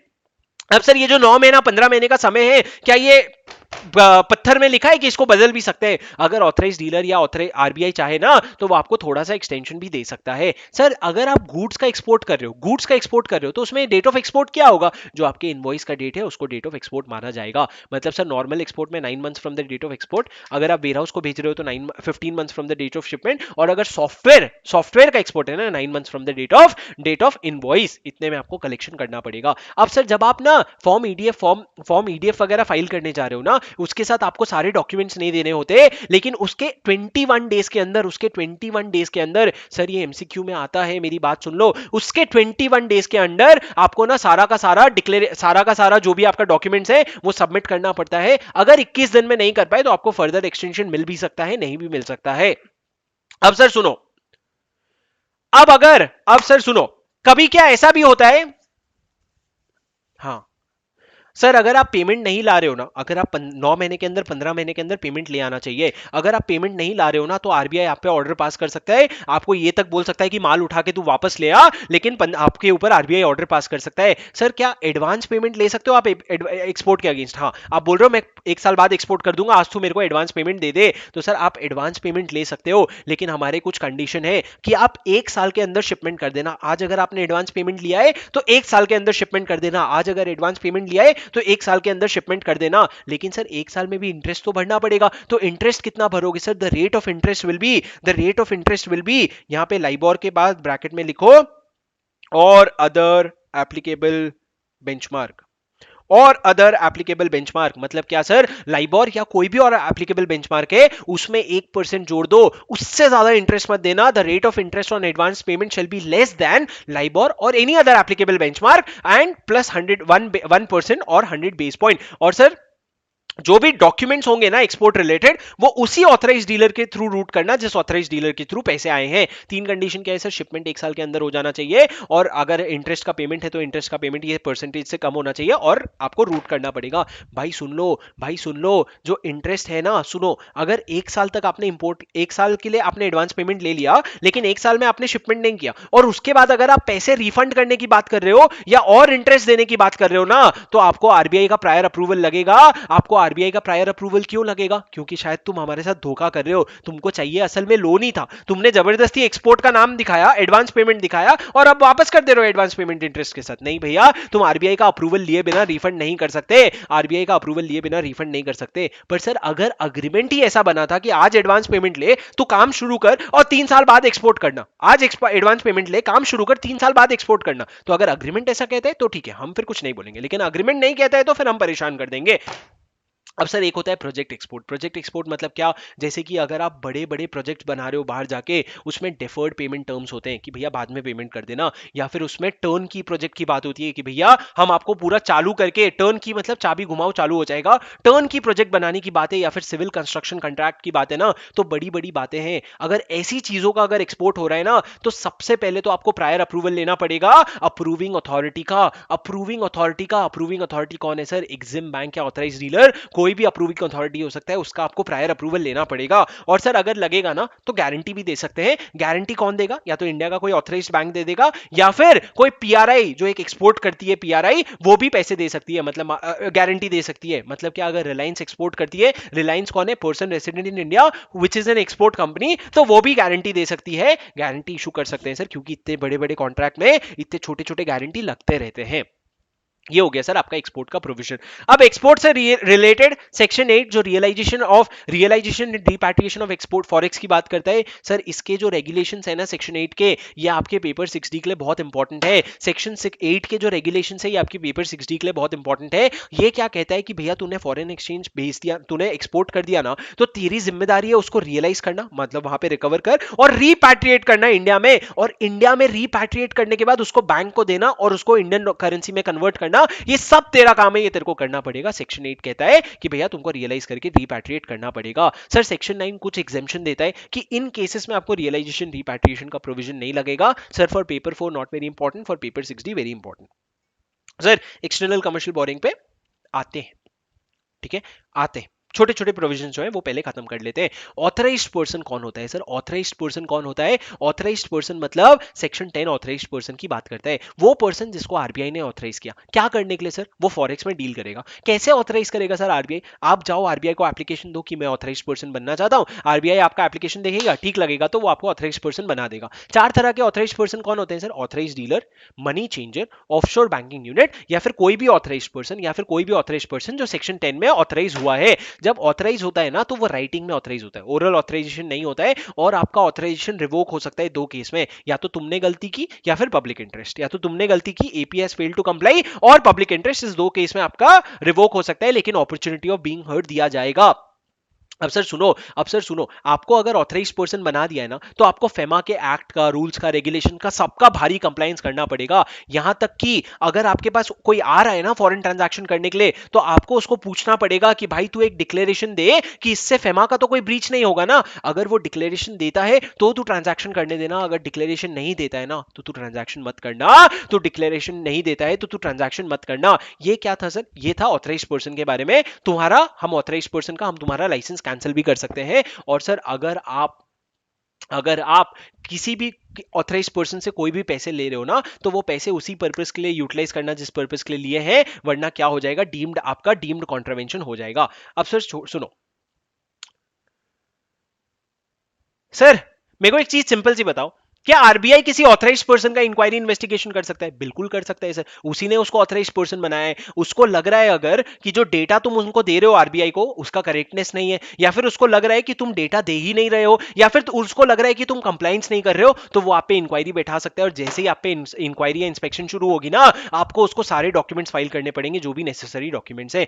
Penalty sir, section 11 और section 13 important. Section 11 क्या penalty है? Section 11 ये penalty है कि भैया अगर ऑथराइज्ड पर्सन जो है उसको कोई डायरेक्शन दिया था आरबीआई ने, और उस डायरेक्शन का कंप्लायंस नहीं करते हो आप, तो आपको पेनल्टी लगेगी up to 10,000 rupees plus additional 2,000 rupees per day, plus additional 2,000 rupees per day for the default. 10,000 plus additional 2,000 rupees. लेकिन सर सेक्शन 13 वेरी इंपॉर्टेंट, रट्टा मार लो। क्या है सर सेक्शन 13? अगर आप कोई भी पर्सन हो और अगर फेमा के एक्ट, रूल्स और रेगुलेशंस का नॉन कॉन्ट्रावेंशन करते हो, या फिर अगर आप ऑथराइज्ड पर्सन हो और आप कॉन्ट्रावेंशन करते हो ना, पेनल्टी लगेगी कितना? अगर क्वांटिफाइबल है, अमाउंट पता है, तो 3 times of the amount of sum involved. अगर क्वांटिफाइबल नहीं है तो 2 लाख रुपए का अमाउंट। कितना? 2 लाख रुपए का अमाउंट। और सर साथ में क्या होगा? साथ में सर कंटिन्यूइंग डिफॉल्ट के केस में 5,000 रुपए पर डे का पेनल्टी लगेगा, और वो आपको कॉन्फिस्केशन का भी ऑर्डर पास कर सकते हैं, मतलब आपने जो कमाया है वो कॉन्फिस्केट हो जाएगा। 4 चीजें मैंने बोली सर, अगर क्वांटिफाइबल है तो 3 times of the amount, quantifiable नहीं है तो 2 लाख रुपए,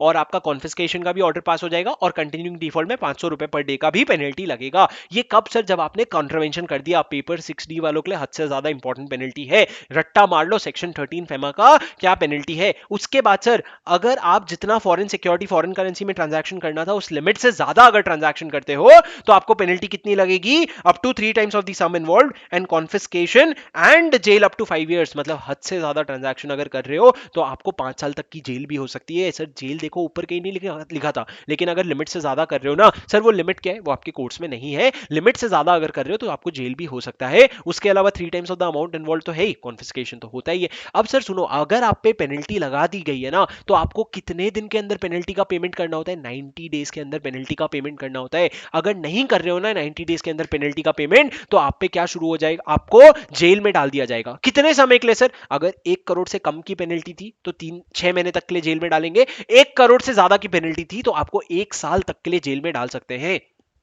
sir section 14 enforcement of order of adjudicating authority. Sir सुनो, मेरे को नहीं लगता ये इंपॉर्टेंट।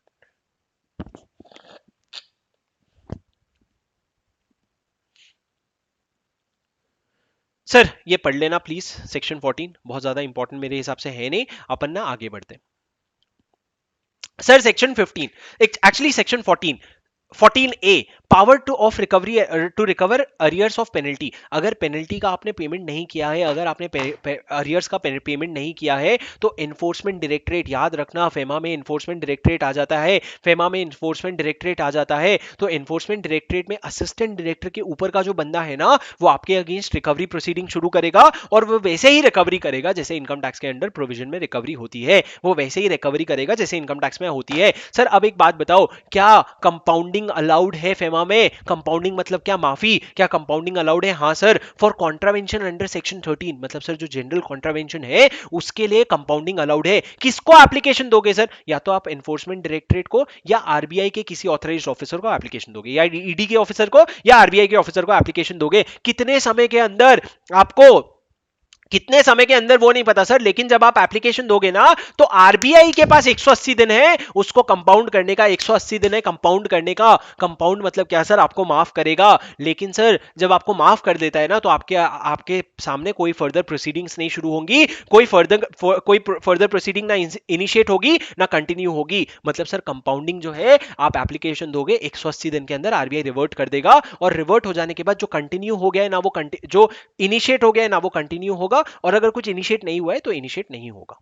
ठीक है सर, मतलब पूरी पूरी माफी है ये। मैंने आपको एग्जांपल दिया था क्लास में एक। अब सर मेरी बात सुनो, अपील का प्रोविजन थोड़ा ट्रिकी है इसके लिए। अपील का प्रोविजन क्या है सर? सबसे पहले एडजुडिकेटिंग अथॉरिटी ऑर्डर देगा। एडजुडिकेटिंग अथॉरिटी कौन है सर? एडजुडिकेटिंग अथॉरिटी या तो असिस्टेंट डायरेक्टर या डिप्यूटी डायरेक्टर हो सकता है। अगर असिस्टेंट डायरेक्टर या डिप्यूटी डायरेक्टर है ना, उसके अगेंस्ट आप अपील कहां पे लेके जा सकते हो? आप स्पेशल डायरेक्टरेट अपील्स के पास लेके जा सकते हो। कितने दिन के अंदर? 45 डेज के अंदर कॉन्डोनेशन फॉर डिले अलाउड है। अब सर आपने स्पेशल डायरेक्टरेट ऑफ अपील के पास लेके गए, अगर उसके भी ऑर्डर से आप अग्रीव्ड हो ना, तो आप कहां जा सकते हो? अपीलेट ट्रिब्यूनल के पास। अपीलेट ट्रिब्यूनल कौन सा सर? वही जो सेक्शन 12 ऑफ सफेमा में अपीलेट ट्रिब्यूनल बना है, उसके पास किसके किसके अपील जाएंगे? जो एडजुडिकेटिंग अथॉरिटी है उसके भी जाएंगे, स्पेशल डायरेक्टरेट अपील के भी जाएंगे। कितने दिन के अंदर अपीलेट ट्रिब्यूनल के पास जाते हो? वापस से 45 डेज के अंदर जाओगे, आपको फर्दर कॉन्डोनेशन फॉर डिले मिल सकता है। अब सर अपीलेट ट्रिब्यूनल कितने दिन में ऑर्डर पास करेगा? 80 दिन के अंदर ऑर्डर पास करेगा, और उसकी अपील हाई कोर्ट के पास लेके जाओगे। हाई कोर्ट के पास कितने दिन के अंदर? हाई कोर्ट का तो फिक्स है 60 दिन के अंदर लेके चले जाना, और आपको फर्दर 60 डेज का एक्सटेंशन मिल सकता है, और तभी जा सकते हो जब क्वेश्चन ऑफ लॉ है। ठीक है सर, आ जाओ एक्सटर्नल कमर्शियल बोरिंग। चलो कोई बात नहीं, 15 मिनट 20 मिनट और लगेगा, एक बार एक्सटर्नल कमर्शियल बोरिंग्स के इंपॉर्टेंट पॉइंट देख लेते हैं।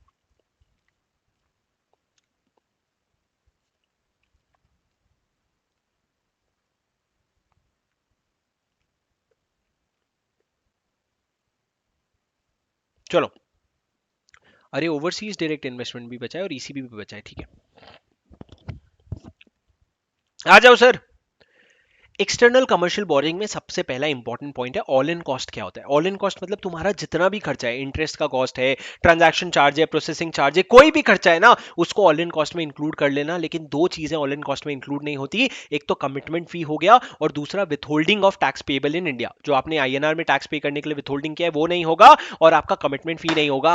आगे चल के हम एक चीज देखेंगे कि पीनल इंटरेस्ट या प्रीपेमेंट इंटरेस्ट अप टू 2% वो भी इंक्लूड नहीं होगा। उसके अलावा सारी चीजें आपकी ऑल इन कॉस्ट में आ जाती है। सर किस बारे में बात करने वाले हैं हम? एक्सटर्नल कमर्शियल बोरिंग के बारे में बात कर रहे हैं। तो इंडिया में एक एलिजिबल रेसिडेंट एंटिटी चाहिए, और इंडिया के बाहर एक रिकॉग्नाइज्ड नॉन रेसिडेंट एंटिटी चाहिए। वो अगर इंडिया में कमर्शियल लोन दे रहे हैं ना, तो उसको एक्सटर्नल कमर्शियल बोरिंग बोलते हैं। ये दो ये दो वेराइटीज में आते हैं सर, एक तो फॉरेन करेंसी ईसीबी या फिर Indian currency ECB. Sir currency of borrowing क्या होता है, फॉरेन करेंसी में कोई भी फ्रीली कन्वर्टेबल फॉरेन करेंसी होता है, आईएनआर में होता है, इंडियन में आईएनआर में होता है सर, आईएनआर ईसीबी में आईएनआर में होता है। अब सर क्या नेचर में आप ये बोरोइंग कर सकते हो, क्या नेचर में सर, आप लोन ले सकते हो, आप डिबेंचर इशू कर सकते हो, आप बॉन्ड इशू कर सकते हो, पर एक चीज ध्यान रखना, fully convertible, fully convertible, fully and convertible आप डिबेंचर्स या बॉन्ड्स इशू नहीं कर सकते, fully and compulsorily convertible, I am sorry, fully and compulsorily convertible bond या डिबेंचर इशू नहीं कर सकते। मतलब सर वो तो एक तरह से इक्विटी इशू करने वाली बात होगी ना, आप पार्टली कन्वर्टेबल कर लो, फुल्ली ऑप्शनल कन्वर्टेबल रख लो, लेकिन फुल्ली एंड कंपल्सरीली कन्वर्टेबल नहीं रख सकते। लोन इशू कर सकते हो, डिबेंचर इशू कर सकते हो, उसके अलावा 3 महीने से ज्यादा क्रेडिट ले सकते हो, foreign convertible currency, foreign currency convertible bonds issue कर सकते हो, foreign currency exchangeable bonds issue कर सकते हो, फाइनेंस लीज भी ले सकते हो सर, कोई भी नेचर में आप बोरोइंग कर सकते हो। और जब आईएनआर ईसीबी की बात आए ना, तो आप प्रेफरेंस शेयर्स भी इशू कर सकते हो और रुपी डिनोमिनेटेड प्लेन वैनिला बॉन्ड भी इशू कर सकते हो, प्लेन वैनिला रुपी डिनोमिनेटेड बॉन्ड। लेकिन सर आप आईएनआर ईसीबी में एक चीज इशू नहीं कर सकते, वो है एफसीसीबी और एफसीईबी। आईएनआर ईसीबी में आप एफसीसीबी और एफसीईबी इशू नहीं कर सकते। सर अब एलिजिबल बोरोअर कौन है, हर वो इंसान जिसको फॉरेन डायरेक्ट इन्वेस्टमेंट में पैसे आना अलाउड है ना, वो एलिजिबल बोरोअर है, ठीक है, अपने को इससे ज्यादा नहीं जानना है। रिकॉग्नाइज्ड लेंडर कौन है सर, बाहर की कंट्री में, बाहर की कंट्री का कोई भी मेंबर, और वो जो कंट्री है ना वो कोऑपरेटिव कंट्री होनी चाहिए, मतलब सर एफएटीएफ का रेसिडेंट होना चाहिए, या कोई भी और है वो हमको पैसे दे सकता है। सर आपको अभी एक चीज समझ आएगा, फॉरेन इक्विटी होल्डर है अगर कोई इंडिविजुअल जो हमारा फॉरेन इक्विटी होल्डर है, वो भी हमको पैसे दे सकता है। सर जब आप पैसे ले रहे हो तो मिनिमम एवरेज मेच्योरिटी पीरियड कितना होगा, 3 साल का, 3 साल sir minimum average maturity period है। क्या ये टर्म ऑफ लोन है, नहीं सर, ये मिनिमम एवरेज मेच्योरिटी पीरियड है, टर्म ऑफ लोन इससे ज्यादा होगा या इतना होगा। अब सर सुनो, जो मिनिमम एवरेज मेच्योरिटी पीरियड है ना, वो खत्म होने के पहले ना कॉल ऑप्शंस एक्सरसाइज हो सकते हैं, ना full option put option exercise हो सकते हैं, ना कॉल ऑप्शन ना पुट ऑप्शन। अब मेरी बात सुनो, 5 चीजें हैं सर जिसमें अलग अलग एमएएमपी है, 5 चीजें जिसमें अलग अलग एमएएमपी। पहला, अगर आप मैन्युफैक्चरिंग कंपनी हो, आप क्या हो, मैन्युफैक्चरिंग कंपनी हो, और अगर आपने $50 मिलियन से कम फाइनेंशियल ईयर में रेज करना है, तो आपको ना 1 साल का एमएएमपी चल जाएगा। अगर आप मैन्युफैक्चरिंग कंपनी हो, 1 साल का एमएएमपी चल जाएगा, 50 मिलियन से कम होना चाहिए सर। दूसरा, अगर आप फॉरेन इक्विटी होल्डर से पैसे ले रहे हो, और किस चीज के लिए पैसे ले रहे हो, किसी भी कारण से sir, working capital, general corporate purpose या रीपेमेंट ऑफ लोन के लिए, किसी भी कारण से फॉरेन इक्विटी होल्डर से ले रहे हो ना, कम से कम 5 साल के लिए ले भाई, अपना बंदा है, देखे तो जाएगा। उसके बाद सर 3 पर्पस है। पहला पर्पस, अगर आप वर्किंग कैपिटल पर्पस या जनरल कॉर्पोरेट पर्पस के लिए ले रहे हो, या फिर कोई एनबीएफसी ले रहा है जो सामने ऑन लेंड करेगा इसी पर्पस के लिए, वर्किंग कैपिटल या जनरल कॉर्पोरेट पर्पस, तो भाई 10 साल के लिए ले लेना। अगर आप रीपेमेंट के लिए ले रहे हो, किस चीज का sir, repayment of domestic loan जो आपने केपेक्स के लिए अवेल किया था, आपने कोई डोमेस्टिक लोन ले रखा था, उससे आपने केपेक्स का खर्चा किया था, तो उस लोन के रीपेमेंट के लिए अगर पैसे ले रहे हो ना, तो कम से कम 10 साल के लिए लेना। या फिर आप कोई एनबीएफसी हो, वो एनबीएफसी बाहर से ईसीबी ले रहा है, क्यों ले रहा है, वो इंडिया में ऐसे किसी बंदे को देगा जो सामने रीपेमेंट करेगा केपेक्स के लिए लिया हुआ लोन, तो भैया मतलब केपेक्स के लिए लिया हुआ लोन का रीपेमेंट का बात है ना, तो 7 साल के लिए तुम कर लेना। अदर देन केपेक्स की अगर बात आ जाएगी ना, तो 10 साल के लिए ईसीबी कर लेना। लॉजिकली ये ऑपोजिट लग रहा है सर, लेकिन यही है। आप क्या करो, अगर वर्किंग कैपिटल या जनरल कॉर्पोरेट पर्पस के लिए ले रहे हो तो 10 साल, लेकिन अगर रीपेमेंट ऑफ केपेक्स लोन के लिए ले रहे हो ना, तो 7 साल। तो सर एग्जाम में अगर एमसीक्यू में आ गया, तो अगर रीपेमेंट ऑफ केपेक्स लोन दिख जाएगा तो 7 साल मार देना, अगर आपको फॉरेन इक्विटी होल्डर दिख जाएगा तो 5 साल मार देना, मैन्युफैक्चरिंग कंपनी दिख गया तो 1 साल मार देना, और अगर उसके अलावा कुछ भी दिखा तो 10 साल मार देना। क्या इतना याद हुआ सर? 10 साल कब मारोगे, जहां कुछ भी दिखा, मैन्युफैक्चरिंग दिखा तो 1 साल मार देना, फॉरेन इक्विटी होल्डर दिखा तो 5 साल मार देना, अगर रीपेमेंट ऑफ केपेक्स लोन दिख गया ना, बस, अदर देन केपेक्स दिखा तो नहीं, केपेक्स लोन का रीपेमेंट का दिख गया ना, तो भैया 7 साल, बाकी सब में 10 साल। ऑल इन कॉस्ट क्या होगा सर? ऑल इन कॉस्ट आपका मैक्सिमम बेंचमार्क रेट के ऊपर 4.5% हो सकता है, 450 बेस पॉइंट हो सकता है, उससे ज्यादा नहीं। बेंचमार्क रेट क्या है सर, मत पूछो, इंस्टीट्यूट सुन लेगा तो डाल देगा। सर अदर कॉस्ट क्या होता है? पीनल इंटरेस्ट या फिर प्रीपेमेंट कॉस्ट अगर कुछ है, वो 2% से ज्यादा नहीं हो सकता, और उसको ऑल इन कॉस्ट सीलिंग में नहीं इंक्लूड करोगे। सर एंड यूज में मैंने आपको क्या बताया था, जो एक्सटर्नल कमर्शियल बोरिंग आप लेके पैसे ला रहे हो ना इंडिया में, उसको रियल एस्टेट बिजनेस में मत इन्वेस्ट करना, उसको कैपिटल मार्केट में मत इन्वेस्ट करना, और उसको इक्विटी इन्वेस्टमेंट मत करना। Real estate investment, real estate activity, capital market और इक्विटी इन्वेस्टमेंट मत करना, उसके अलावा तुम सारी चीजें कर सकते हो। सर एक्सचेंज रेट क्या होगा? एक्सचेंज रेट किस चीज के लिए सर? जब आप कन्वर्ट कर रहे हो, तो भाई सुनो, अगर आप फॉरेन करेंसी को आईएनआर में कन्वर्ट कर रहे हो ना, तो जिस दिन कन्वर्जन कर रहे हो, सॉरी, जिस दिन अग्रीमेंट हुआ कन्वर्जन का, उस दिन का डेट ले लेना, date of agreement will be the date, या उससे कम का डेट ले लेना अगर बाहर वाला मानता है तो। क्या बोला सर मैंने? एक्सचेंज रेट के लिए जो डेट ऑफ अग्रीमेंट वाला रेट है वो ले लेना, लेकिन सर रुपी के कन्वर्जन के लिए जो एक्सचेंज रेट होगा ना, वो rate prevailing on the date of settlement होगा। Rate prevailing on the date of settlement, जिस दिन सेटलमेंट हो रहा है उस दिन का डेट। एक तरफ डेट ऑफ अग्रीमेंट, एक तरफ डेट ऑफ सेटलमेंट, एक तरफ डेट ऑफ अग्रीमेंट, एक तरफ date of settlement. Sir hedging का प्रोविजन, हेजिंग का प्रोविजन क्या है? जब भी आप पैसे ले रहे हो ना, तो आपको हेजिंग गाइडलाइंस फॉलो करने पड़ेंगे। और ये तक कि अगर आप इंफ्रास्ट्रक्चर कंपनी हो ना, तो आपको एक रिस्क मैनेजमेंट पॉलिसी बनाना पड़ेगा, रिस्क मैनेजमेंट पॉलिसी बनाना पड़ेगा। अब सर ये बताओ, एक कंपनी को कितना हेज करना होता है? सर ये ना थोड़ा सा चेंज कर दो, ये जो इंफ्रास्ट्रक्चर कंपनी के लिए ना, ये एक ही पॉइंट है, ये दोनों पॉइंट इंडिपेंडेंट है, ये सिर्फ इंफ्रास्ट्रक्चर के लिए अवेलेबल नहीं है, इंडिपेंडेंट है। और क्या है सर, जब आप हेज कर रहे हो ना, तो आपको 70% अपने ईसीबी का, कितना? ईसीबी का 70% आपको हेज करवाना पड़ेगा। और सर हेज कौन से ईसीबी का? जिसका मिनिमम एवरेज मेच्योरिटी पीरियड 5 साल से कम है। सर ये 70% आप हेज करवा रहे हो कि नहीं, ये किसकी रिस्पॉन्सिबिलिटी होगी पता है? एडी1 बैंक की। एडी1 बैंक वेरीफाई करेगा और रिपोर्ट करेगा फॉर्म ईसीबी में, ईसीबी 2 में, कि भैया तुमने 70% हेजिंग करवा ली है क्या? सर हेजिंग के 3 पॉइंट है। पहला कवरेज, सर क्या प्रिंसिपल कवर करोगे कि प्रिंसिपल और इंटरेस्ट दोनों कवर करोगे? आप प्रिंसिपल और इंटरेस्ट दोनों कवर करोगे। कितना टेन्योर होगा सर? मिनिमम 1 साल का टेन्योर होगा और रोल ओवर होता जाएगा, मतलब रिन्यू होता जाएगा। सर क्या फाइनेंशियल हेजिंग करना जरूरी है कि नेचुरल हेजिंग भी करवा सकते हो? आप नेचुरल हेजिंग भी करवा सकते हो, मतलब अगर आपको सामने फॉरेन करेंसी में कोई पैसे आने का दिख रहा है, तो आप नेचुरली ऑफसेट कर सकते हो। लेकिन एक चीज ध्यान रखना, जो इनफ्लो हो रहा है और जो आउटफ्लो हो रहा है वो सेम अकाउंटिंग ईयर में हो रहा है, तब जाके आप ऑफसेट कर सकते हो, तब जाके उसको नेचुरल हेज मानना। सर हेजिंग का प्रोविजन ये तो था फॉरेन करेंसी ईसीबी के लिए, लेकिन क्या आईएनआर करेंसी ईसीबी में भी हेजिंग का लगेगा? लॉजिकली हमको नहीं लगेगा, लेकिन बाहर जिसने हमको इंडियन करेंसी में लोन दिया है उसको तो लगेगा हेजिंग। तो लॉ ने बोला जो ओवरसीज लेंडर है ना, वो इंडिया के डेरिवेटिव प्रोडक्ट्स में हेजिंग करवा सकता है। कैसे करवा सकता है? या तो तुम इंडिया के बैंक से करवा लो, या फिर कोई इंडियन बैंक जिनका बाहर सब्सिडरी है उससे करवा लो, या फिर कोई बाहर का बैंक जिसका इंडियन में सब्सिडरी है उससे करवा लो। इन लोगों से आप हेजिंग करवा लेना। कोई स्पेसिफिक डेरिवेटिव इंस्ट्रूमेंट प्रोडक्ट्स होंगे उसमें हेजिंग करवा लेना। सर क्या आप करेंसी चेंज करवा सकते हो? हाँ, अगर आपने फॉरेन करेंसी में बोरिंग किया है तो आप किसी भी फ्रीली कन्वर्टेबल करेंसी में चेंज कर सकते हो, लेकिन अगर, और आईएनआर में भी चेंज कर सकते हो, लेकिन अगर आपने आईएनआर में बोरिंग किया ना, तो हम आपको परमिट नहीं करेंगे कोई और करेंसी में चेंज करने के लिए। बहुत इंपॉर्टेंट लिमिट्स बताने वाला हूं सर। मैक्सिमम कितना आप बोरो कर सकते हो ईसीबी में? तो मैंने कहा सुनो, अप्रूवल रूट और ऑटोमेटिक रूट अलग अलग चीज होती है। ऑटोमेटिक रूट में आप 750 मिलियन डॉलर्स तक बोरो कर सकते हो, और उससे ज्यादा अगर आपको करना है ना, तो आप अप्रूवल रूट में चले जाना। लेकिन भाई सुनो, पेपर 6D वाले तुम्हारे लिए क्वेश्चन है इस पे। अगर अगर सुनो, अगर आप फॉरेन इक्विटी होल्डर से अगर बोरो कर रहे हो ना, तो लाइबिलिटी टू इक्विटी का रेशियो देखेंगे, जो 7:1 से ज्यादा नहीं होना चाहिए। अगर 7:1 से ज्यादा नहीं होना चाहिए ऑटोमेटिक रूट के अंडर। लेकिन सर अगर टोटल ईसीबी ही आपका $5 मिलियन से कम है, टोटल ईसीबी ही आपका $5 मिलियन से कम है, तो ये लाइबिलिटी इक्विटी रेशियो का कोई सिग्निफिकेंस नहीं है। दो इंपॉर्टेंट पॉइंट सर। पहला, $750 मिलियन ऑटोमेटिक रूट में ले सकते हो, 7:1 रेशियो ऑटोमेटिक रूट से ले सकते हो। 7:1 किसके लिए एप्लीकेबल है सर? अगर जिससे पैसा ले रहे हो वो फॉरेन इक्विटी होल्डर है, तो सर लिमिट देख लेना $5 मिलियन का। $5 मिलियन तक का अगर लिमिट से ऊपर जा रहा है तो 7:1 लगेगा।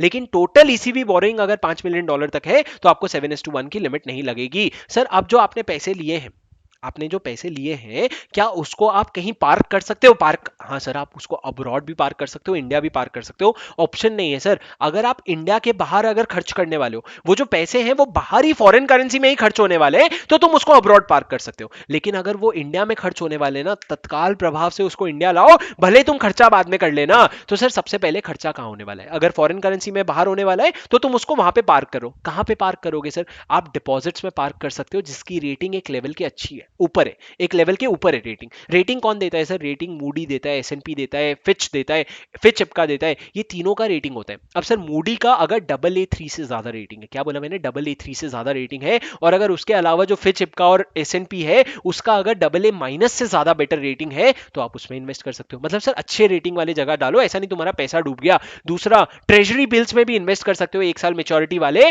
अगर उनका ऊपर जैसा रेटिंग है। या फिर सर किसी इंडियन बैंक्स का बाहर जो सब्सिडरी या ब्रांचेस है ना, उसमें भी आप इन्वेस्ट कर सकते हो, बिंदास, कोई प्रॉब्लम नहीं है, आप इन्वेस्ट कर लो। लेकिन सर अगर वो पैसे इंडिया में खर्च होने वाले हैं ना, तो उसको तत्काल प्रभाव से इंडिया रेमिट कर लो। इंडिया में रेमिट करने के बाद तुम उसको इंडिया में मैक्सिमम 12 महीने तक के लिए रख सकते हो। अनएनकम्बर्ड टर्म डिपॉजिट, मतलब भाई एक बात बता, तू बाहर से पैसे लिया है, उसका इंटरेस्ट पे कर रहा है, तो यहाँ बैंक अकाउंट में रख के जंग क्यों लगा रहे है उसमें? तू क्या कर, तू उसको खर्च कर ले, हम तेरे को मैक्सिमम 12 महीने तक अनएनकम्बर्ड टर्म डिपॉजिट में इन्वेस्ट करने देंगे। उसके नीचे सर कोविड रिलीफ प्रोविजन है, वो हमारे लिए रेलिवेंट नहीं है, काट दो। सर अब सुनो, ईसीबी जो है ना वो आप दो तरीके से रेज कर सकते हो, या तो अप्रूवल रूट से रेज कर सकते हो या फिर आप ऑटोमेटिक रूट से रेज कर सकते हो। ऑटोमेटिक रूट मतलब क्या, आप सीधा गए ऑथराइज डीलर के पास, आपने बोला मेरे को ये करना है और उसने अलाउ कर दिया। अप्रूवल रूट मतलब क्या, आपको आरबीआई के पास जाना पड़ रहा है, आरबीआई आपको अप्रूवल दे रहा है। सर ऑटोमेटिक रूट में तो कोई इशू नहीं है, आप एक फॉर्म ईसीबी लेके चले जाओगे। कौन सा फॉर्म बोला मैंने, फॉर्म ईसीबी लेके ऑथराइज डीलर के पास चले जाओगे। लेकिन अप्रूवल रूट में आप कैसे जाओगे सर, अप्रूवल रूट में आपको आरबीआई के पास जाना पड़ेगा। आरबीआई देखेगा कि मैक्रो इकोनॉमिक सिचुएशन कैसा है, बाहर का ग्लोबल सिचुएशन देख करके वो आपके लोन को अप्रूव करेगा या रिजेक्ट कर देगा। लेकिन सर अगर एक हद से ज्यादा लिमिट के ऊपर जा रहे हो ना आप, तो एक एम्पावर्ड कमिटी है जिसकी बैठक होगी और वो डिसीजन लेंगे कि भैया आप क्या करोगे, पैसे लाओगे कि नहीं लाओगे। लेकिन सर आरबीआई का फाइनल डिसीजन रहेगा वैसे।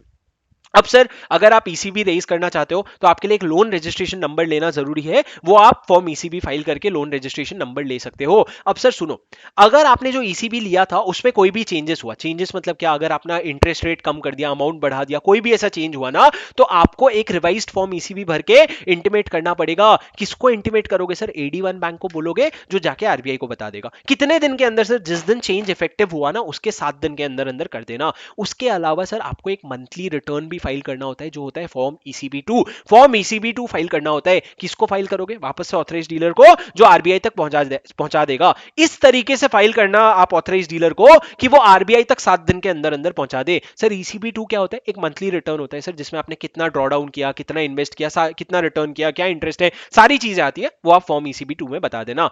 सर अनट्रेसेबल एंटिटी, ये काट दो, ये जो डब्बा है, ये टेबल है, इसको काट दो।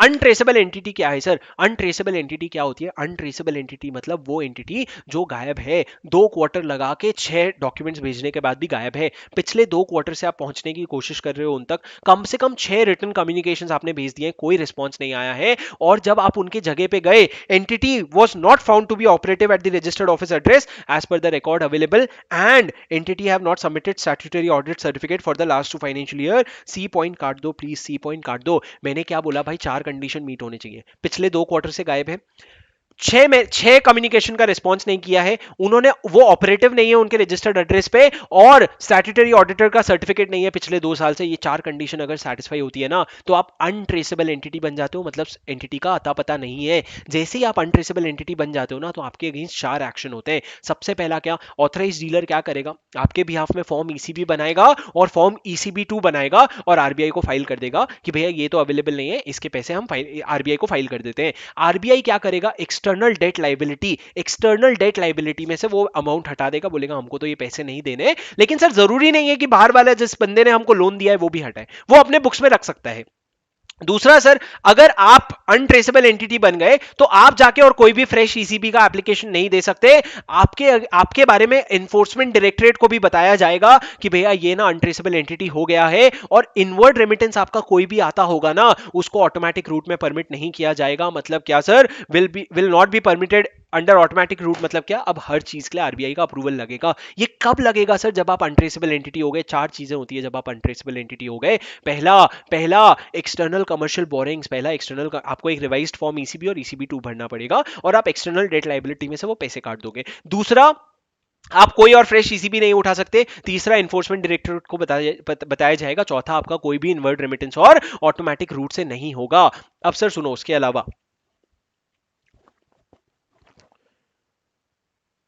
सर कुछ पावर है ऑथराइज डीलर के पास, जिसमें से एक इंपॉर्टेंट पावर है कन्वर्जन। ऑथराइज डीलर के पास एक इंपॉर्टेंट पावर है कन्वर्जन का। कन्वर्जन किस चीज का सर, आपका जो ईसीबी है उसको इक्विटी में कन्वर्ट कर सकता है। लेकिन जब आप ईसीबी को इक्विटी में कन्वर्ट कर रहे हो ना, तो कुछ चीजें देख लेना कि जो वो कंपनी है, जो बोरोअर है, उसका जो एक्टिविटी है वो एफडीआई नॉर्म्स में अलाउड है। एफडीआई नॉर्म्स में उस एक्टिविटी में इन्वेस्टमेंट हो सकता है। कन्वर्जन के वजह से सेक्टोरियल कैप का ब्रीच नहीं होगा। जैसे इंश्योरेंस में इतना % इन्वेस्ट कर सकते हो, तो वो कैप ब्रीच नहीं हो रहा है। प्राइसिंग गाइडलाइंस का आप कंप्लायंस कर रहे हो। और जब कन्वर्जन होता है ना, तो आपको एक रिपोर्ट फाइल करनी होती है। कौन सा स्पेसिफिक रिपोर्ट होता है सर, फॉर्म एफसीजीपीआर। और उसके साथ साथ आपको ईसीबी 2 फॉर्म भी फाइल करना पड़ता है। अगर पूरा का पूरा कन्वर्ट कर दे रहे हो तो एक बार एफसीजीपीआर भरो, एक बार ईसीबी 2 भरो, खत्म। लेकिन अगर पार्ट कन्वर्जन कर रहे हो तो एक बार एफसीजीपीआर भरो, ईसीबी 2 भरो, और अगली बार ईसीबी 2 भरते जाना for the balance amount of the loan. उसके अलावा सर, अगर आपने किसी और क्रेडिटर से भी पैसे ले रखे हैं ना, तो उनका अप्रूवल ले लो।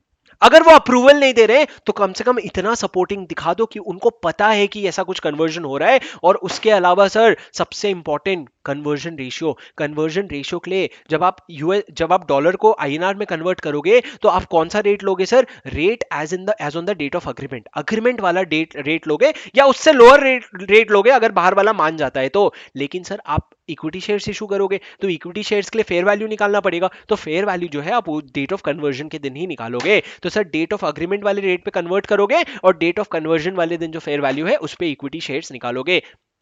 सर सिक्योरिटीज, अब जब आप ईसीबी रेस कर रहे हो ना तो बदले में आप इमूवेबल असेट्स भी दे सकते हो, मूवेबल असेट्स भी दे सकते हो और सिक्योरिटीज भी प्लेज करवा सकते हो। जैसे रिलायंस इंडस्ट्रीज लिमिटेड, सुन लो ये एग्जांपल, और कुछ याद नहीं रहेगा एग्जांपल एग्जाम में। अगर आप रिलायंस इंडस्ट्रीज लिमिटेड अगर बाहर से ईसीबी ले रही है ना तो बदले में रिलायंस इंडस्ट्रीज लिमिटेड जो जियो का शेयर होल्ड करती है वो शेयर्स को भी गिरवी रखवा सकती है, या फिर रिलायंस इंडस्ट्रीज लिमिटेड का जो प्रमोटर है मुकेश अंबानी, वो जो जियो में शेयर होल्ड करता है उसको भी गिरवी रखवा सकती है, या उसके जो गवर्नमेंट बॉन्ड्स हैं, डेट्स हैं, कुछ भी चीजें हैं जो उसके इन्वेस्टमेंट है उसके सर्टिफिकेट्स क्या रखवा सकती है? गिरवी रखवा सकती है। सर अभी दो लोगों के लिए unique provision, oil marketing company के लिए और एक ऑयल मार्केटिंग कंपनी के लिए, दूसरा स्टार्टअप्स के लिए। ऑयल मार्केटिंग कंपनी के लिए इन्होंने कुछ ही एक्सेप्शंस दिए हैं, बोले भैया वो $750 मिलियन वाला लिमिट है ना आपको एप्लीकेबल नहीं होगा, हेजिंग वाला प्रोविजन है ना वो आपको एप्लीकेबल नहीं होगा, आपके लिए जो लिमिट है वो $10 बिलियन होगी, और ये पर ईयर नहीं है, ये at any given point of time $10 billion का ओवरऑल सीलिंग है आपका, और बाकी सारी चीजें आपको एप्लीकेबल हो जाएगी। पर सर 750 मिलियन आपके लिए एप्लीकेबल नहीं है। तो सर एक बार बोलो ऑयल मार्केटिंग कंपनी के लिए लिमिट कितना है? $10 बिलियन। क्या ये पर फाइनेंशियल ईयर है? नहीं, ये ओवरऑल लिमिट है। अब सर अगर आप एक स्टार्टअप हो ना तो स्टार्टअप के लिए बहुत सारी चीजें सिमिलर है। अगर आप एक स्टार्टअप हो ना तो आप स्टार्टअप के लिए जो अलग से फ्रेमवर्क है उसमें भी ईसीबी रेस कर सकते हो, या नॉर्मल फ्रेमवर्क में भी ईसीबी रेस कर सकते हो। स्टार्टअप के लिए ईसीबी का फ्रेमवर्क क्या है? स्टार्टअप के लिए ईसीबी का फ्रेमवर्क क्या है कि भैया 3 साल तक का एमएमपी लेना, 3 साल तक का एमएमपी लेना, जो इंपॉर्टेंट चीजें हैं वो मैं आपको बता देता हूं। उसके अलावा सर स्टार्टअप जो पैसे उठाएगा ना वो पर फाइनेंशियल ईयर $3 तक की लिमिट है, पर फाइनेंशियल ईयर $3 तक की लिमिट है। $3 से ज्यादा, $3 मिलियन, $3 क्या, $3 मिलियन पर फाइनेंशियल ईयर तक की लिमिट है। वो जो पैसे आप उठा रहे हो ना उसको बिजनेस एक्सपेंस के लिए उठाओगे, ऑल इन कॉस्ट वगैरह का हमको फर्क नहीं पड़ता, म्यूचुअली अग्रीड होगा। क्या आप इक्विटी में कन्वर्ट कर सकते हो? फ्रीली परमिटेड है, लेकिन जो रेगुलेशंस होंगे वो देख लेना। सिक्योरिटी का भी कोई इशू नहीं है, हेजिंग का भी कोई इशू नहीं है, हेजिंग भाई तुम करवा लेना, तुम एक हेजिंग पॉलिसी बना लेना। और सर इसके अलावा कुछ इंपॉर्टेंट नहीं है, दो ही चीजें इंपॉर्टेंट थी स्टार्टअप के लिए। पहला 3 साल का मिनिमम एवरेज मेच्योरिटी पीरियड होगा, और मैक्सिमम आप $3 मिलियन पर फाइनेंशियल ईयर तक ऑटोमेटिक रूट से रेज कर सकते हो। सर वो जो leverage ratio, liability to equity ratio है वो सारा एप्लीकेबल नहीं होगा स्टार्टअप के केस में, ठीक है। सर अगर एक एंटिटी का इन्वेस्टिगेशन चल रहा है तब भी क्या वो ईसीबी रेज कर सकता है? हाँ सर, अगर एक एंटिटी का इन्वेस्टिगेशन चल रहा है तब भी, अगर एक एंटिटी का इन्वेस्टिगेशन चल रहा है तब भी वो रेज कर सकते हैं। लेकिन जब आप ऑथराइज डीलर के पास जाओगे ना, जब आप ऑथराइज डीलर के पास जाओगे ना तो आप क्या कर देना,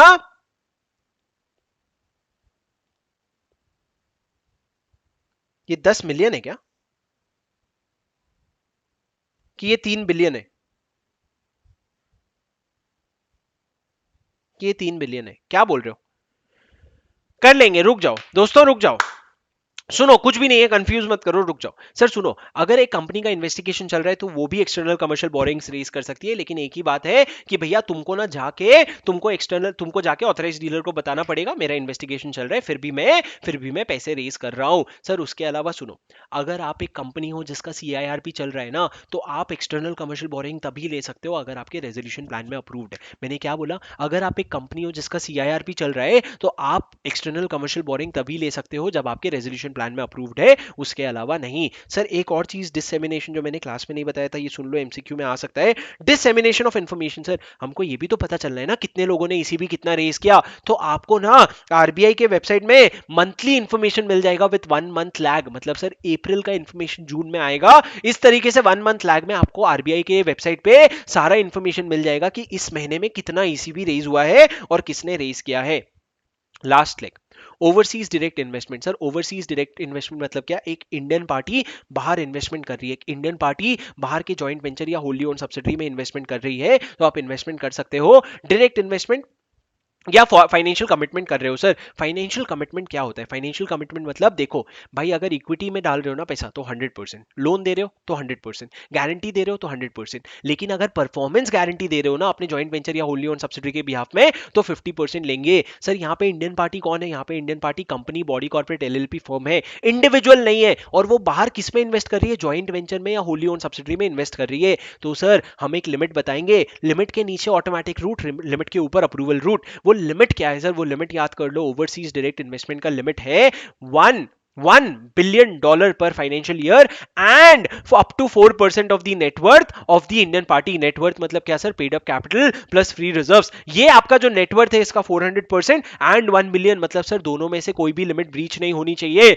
$1 billion and up to 400%, इतना तक का अगर आप फाइनेंशियल कमिटमेंट कर रहे हो ना तो आप ऑटोमेटिक रूट से कर सकते हो। फाइनेंशियल कमिटमेंट मतलब क्या सर? इक्विटी दिया 100%, प्रेफरेंस शेयर्स में इन्वेस्ट किया 100%, लोन में इन्वेस्ट किया, लोन दिया 100%, गारंटी दिया, भले ही कंटीजेंट लाइबिलिटी है लेकिन गारंटी के अमाउंट का 100%। आपने खुद ने नहीं गारंटी दिया, आपने किसी बैंक को बोला भाई तू गारंटी दे दे, और बैंक को पीछे से आपने कोलैटरल दे दिया, तो सर वो बैंक ने जो गारंटी दी थी ना वो भी आपका फाइनेंशियल कमिटमेंट माना जाएगा, 100% ऐड होगा।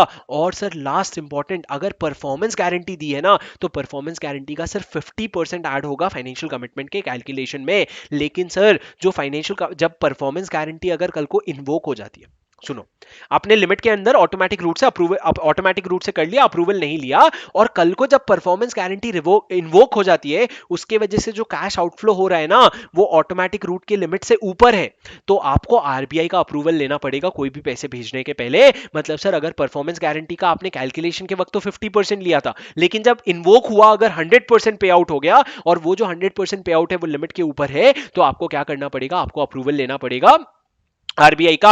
सर आरबीआई आपको ओवरसीज डायरेक्ट इन्वेस्टमेंट का अप्रूवल नहीं देगी अगर आप एक्सपोर्टर कॉशन लिस्ट में हो, अगर आप डिफॉल्टर हो या आपके अगेंस्ट इन्वेस्टमेंट इन्वेस्टिगेशन चल रहा है, तो आप क्या नहीं कर सकते? आप क्या नहीं कर सकते? आप ओवरसीज डायरेक्ट इन्वेस्टमेंट नहीं कर सकते। सर अप्रूवल रूट में क्या होगा? अगर इस लिमिट के ऊपर जा रहे हो तो आपको आरबीआई का अप्रूवल लेना पड़ेगा फॉर्म ओडीआई में दे करके। सर ये सारी चीजें ना company, body corporate, firm, LLP के लिए था। इंडिविजुअल के लिए ना अभी भी 250K का लिमिट है कि भैया अगर तुम बाहर इन्वेस्ट करना चाहते हो ना इक्विटी और कन्वर्टेबल प्रेफरेंस शेयर में तो तुम कर सकते हो, लेकिन तुमको ना 250K का लिमिट है जो इंडिविजुअल के लिए था, वही लिमिट अभी भी एप्लीकेबल है। लेकिन भाई जब बाहर जाके इन्वेस्ट करोगे ना तो कम से कम वो बिजनेस में इन्वेस्ट करना जो हम बाहर वालों को, हम इंडिया आके कुछ चीजों में इन्वेस्ट करने नहीं देते। इसलिए हम, आप जब बाहर जाके इन्वेस्ट कर रहे हो ना तो हम भी आपको रेस्ट्रिक्ट करेंगे। Restrictions on ODI by Indian party in foreign entity, any entity who is engaged in the real estate business. मतलब सर ये दो इन्वेस्टमेंट करने के लिए आपको आरबीआई का प्रायर अप्रूवल लगेगा ही, भले आप लिमिट के अंदर हो। अगर आप रियल एस्टेट बिजनेस में इन्वेस्टमेंट कर रहे हो या बैंकिंग बिजनेस में इन्वेस्ट कर रहे हो। रियल एस्टेट बिजनेस मतलब क्या सर? वो लोग जो बाइंग या सेलिंग में इन्वॉल्व है या ट्रांसफरेबल डेवलपमेंट राइट की ट्रेडिंग में इन्वॉल्व है। लेकिन रियल एस्टेट बिजनेस में डेवलपमेंट ऑफ टाउनशिप नहीं आएगा, construction of residential commercial property नहीं आएगा। मतलब सर क्या मैं ये बोलूं कि अगर मैं $5 बिलियन का इन्वेस्टमेंट कहां कर रहा हूं? रियल एस्टेट बिजनेस में कर रहा हूं। कौन सा रियल एस्टेट बिजनेस? जो टाउनशिप के डेवलपमेंट में इन्वॉल्व है। तो क्या मेरे को आरबीआई का अप्रूवल लगेगा? नहीं सर, टाउनशिप का डेवलपमेंट रियल एस्टेट बिजनेस में नहीं काउंट होता है, और रियल एस्टेट बिजनेस में काउंट नहीं होता है, तो लिमिट के हिसाब से ऑटोमेटिक अप्रूवल रूट डिसाइड होता है। कुछ जनरल परमिशन है सर, कुछ ओवरसीज डायरेक्ट इन्वेस्टमेंट के लिए जनरल परमिशन है। जनरल परमिशन क्या है? Granted to PRI for purchase और acquisition of securities as follow. आप रेसिडेंट फॉरेन करेंसी अकाउंट से पैसा निकाल के आप खरीद सकते हो। क्या? आप सिक्योरिटीज खरीद सकते हो। आप बोनस खरीदना चाहते हो बाहर, अगर किसी एक्सिस्टिंग कंपनी का शेयर होल्ड करते हो उसी का बोनस शेयर्स खरीदना चाहते हो, बिंदास कर सकते हो। और when not permanently PRI out of their foreign currency resources, आपको मैंने बताया था अगर आप परमानेंटली पीआरआई नहीं हो, टेम्परेरीली पीआरआई बन गए हो, तो आपके जो फॉरेन रिसोर्सेज है ना उसमें से आप खर्चा कर सकते हो, हमको कोई प्रॉब्लम नहीं है। सर समझा? Did you understand? खत्म हो गया सर आपका फेमा। गाइस अगर आपको ये बहुत फास्ट लगा तो आप ये समझ लो रिवीजन लेक्चर का ये फास्ट ट्रैक था। रिवीजन लेक्चर का एक रेगुलर भी है, आप जा करके 2 घंटे का पूरा है, वो भी देख सकते हो जैसा आपको ठीक लगे। है सर बहुत बल्कि टॉपिक, 6 मार्क का आएगा तो मैनेजेबल होना चाहिए। पेपर 60 वालों के लिए तो बहुत इंपॉर्टेंट है, तो इसलिए मैंने पूरा कवर करवा दिया। अब सर इतना तो आपको पढ़ना ही पड़ेगा, ठीक है। Thanks a lot for watching, thanks a lot for watching, and if you like it do click on the like button और अपने दोस्तों के साथ शेयर जरूर कर देना और मेरे को कमेंट में बताना कैसा लगा, ठीक है। Thanks a lot guys, all the best, bye bye.